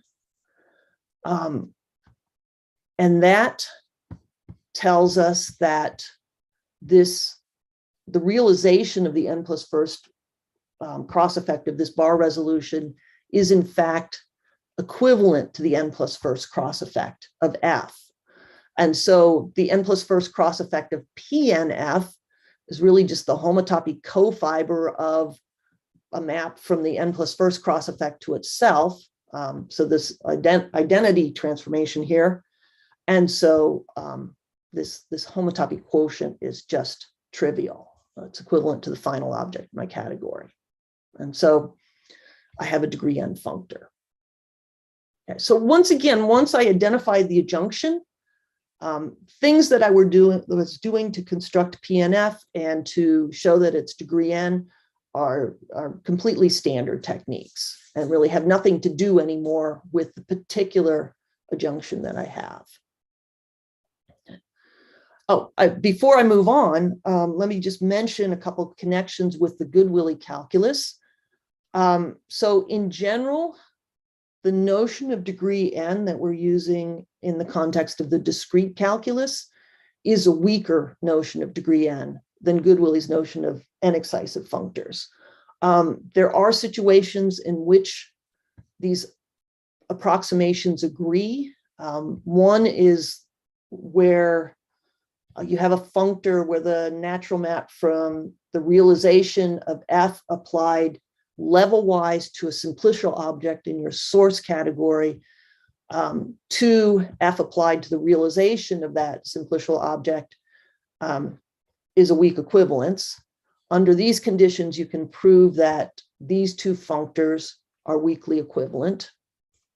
But in general, they're different, but they do happen to agree at the initial object of your source category. So somehow we're kind of starting from the same position, but not necessarily ending up in the same position. So to finish off, I have some time. Yeah, I want to talk briefly about some work with Catherine Hess arising from the abelian and discrete functor calculus setups. As I've been emphasizing, the way in which we constructed our degree n approximation was a fairly standard process once we had a comonad involved. And so a natural question to ask is, if we have an arbitrary comonad acting on a simplicial or just a regular old model category C, and an object in that category, I can define a new object in the same way I just did for the nth polynomial approximation to my functor f in the discrete calculus by taking the bar resolution, realizing, and taking the homotopy cofiber of the map induced by the augmentation. I can do this. And so the question is, when does this produce something that's a calculus in some sense, or part of a calculus? So, if we define degree n in terms of our comonad, what conditions on the comonad are going to be sufficient to guarantee that this construction is degree n in terms of this comonad? More generally, if we have a tower of comonads, what conditions are going to guarantee that I can take that tower of comonad, do this construction for each of those comonads, look at the resulting tower. Under what conditions does this give me something that should be called a Taylor tower for the object? That kind of begs the question of, in this very general framework, what do we really mean by a Taylor tower, or what makes a tower a calculus? Some other questions we're considering, this process that produced the comonads for the discrete calculus, there's a very natural generalization of that. So part of what we're trying to do is identify the extent to which that process can give us towers of comonads that give us calculus. And of course, what kinds of examples do you end up with when you start taking this approach? So I think I have a couple minutes here. Feel free to cut me off if I'm going too far over time. But let me start by just defining what we're aiming for when we say we want to build a calculus with this kind of process. So we're going to start with a model category and a subcategory of that model category. And we're going to call something that assigns to an object in that subcategory a tower, like all the other towers I've shown you so far. We're going to call something like that a calculus if it satisfies three conditions, which are on the next slide. So the first two conditions have to do with this property that I hinted at way back at the beginning of my talk, where if this is going to behave like a Taylor series, I want higher order terms in my tower to preserve lower degree information. So I want say the fifth polynomial approximation of the 10th polynomial approximation to be the same thing as the fifth polynomial approximation. Okay, I don't want to produce anything too bizarre as I move up the tower. This says something similar. The last condition has to do with this context, or this from which we're working, this topological context. So we want this process to preserve weak equivalences in our model categories. So a quick example of something that satisfies this very, very general definition now, I could take the category of unbounded chain complexes over a commutative ring and define a functor that takes a chain complex and basically truncates it. So I define a new chain complex from it so that the homology of this new chain complex agrees with the homology of the old chain complex up through degree n. And above that, it's all 0. So one can check that one can get the natural transformations one needs to form a tower for this example. And in fact, you get a calculus by this in this very general sense in this way. Okay, and the degree n objects in this calculus are now simply the chain complexes that have homology concentrated in degrees n and lower. I also want to mention the kinds of conditions we have to place on our comonads to turn a comonad into a degree n producing machine by this process I've been describing.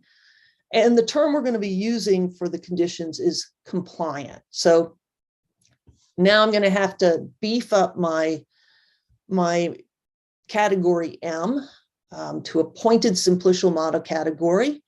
I'm going to, again, look at a subcategory of that. And if I have a comonad acting on this category M, I'm going to call it compliant with respect to M prime if 3 conditions hold. And these 3 conditions, actually 4 conditions, or 3 conditions, then there's, we'll save that for later.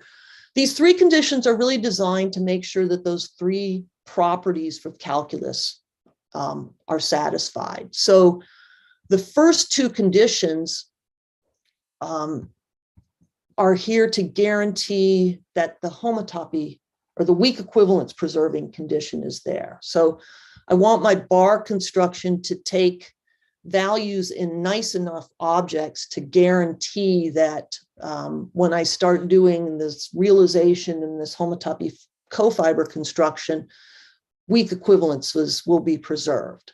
Likewise, I need to make sure that the comonad is going to preserve weak equivalences. Brenda, Okay. are you, can you wrap up relatively soon? Yep. So I'll simply say this last condition is to guarantee that I can prove that what I construct is degree n with respect to the comonads. And this last condition has to do with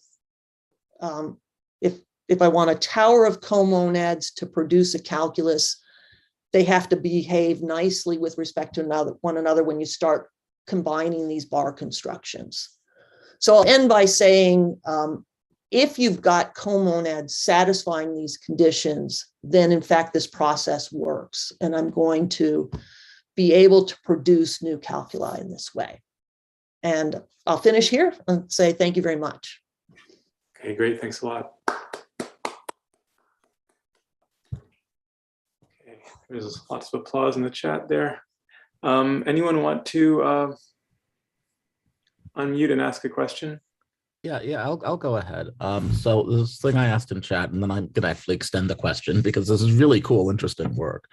So I was curious, right? I think your ring example you just got to at the end sort of implied that this would be the case, but that this general construction should handle a Posnikov tower. Yes, yes, And that's then- another example. Yeah. Arising from that, I guess the question is, we like to think about Postnikov towers, or people who do like to think about them, think about factorization systems. And so if in this general construction, you would then get sort of a general construction of factorization systems similar to the Postnikov factorizations that relate to these towers. I'm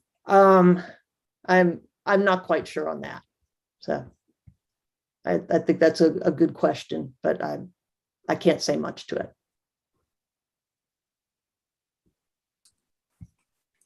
Thanks, Bertram. Yeah, hi. Brenda, thank you. That was very clarifying in many respects.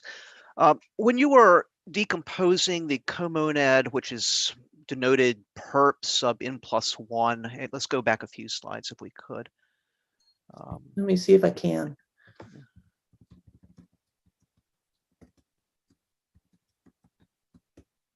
Too many pauses. Oh, there it is, right there. Yeah, right there. I think I lost track of what T was exactly. I did not explain T, except to say that there's a comonad T that acts on this middle category.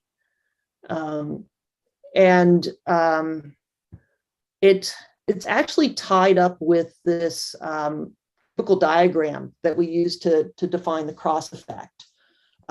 So you can construct a cubical diagram using functors. So if we go back to this,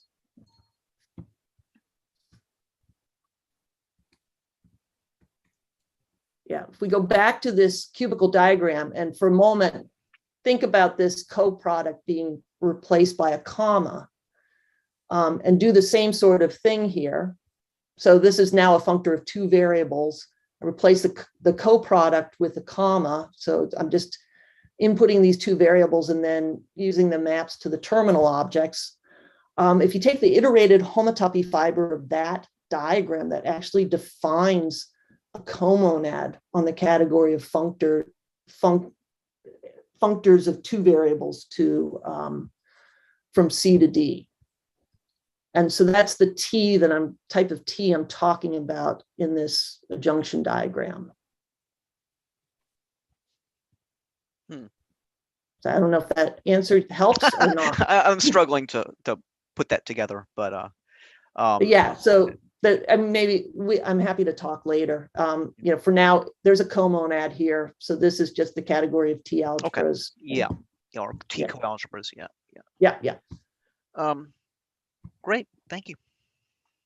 Welcome. So hi, Brenda.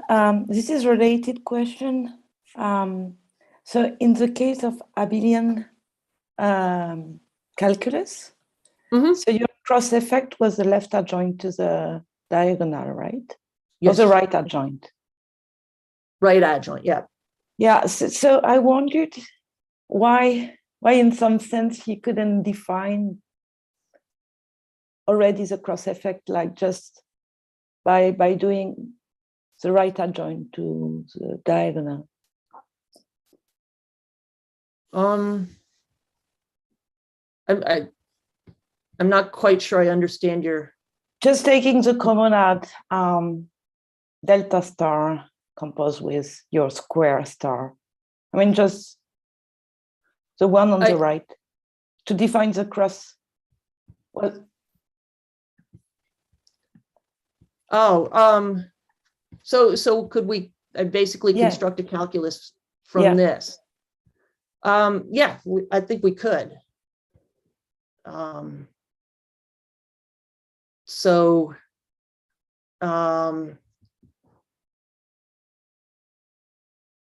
what would degree n mean here? So I guess the question is, how would this differ from this more complicated thing I just set up, right? Yes. Yes. And on the spot, I'll not be able to think of anything, but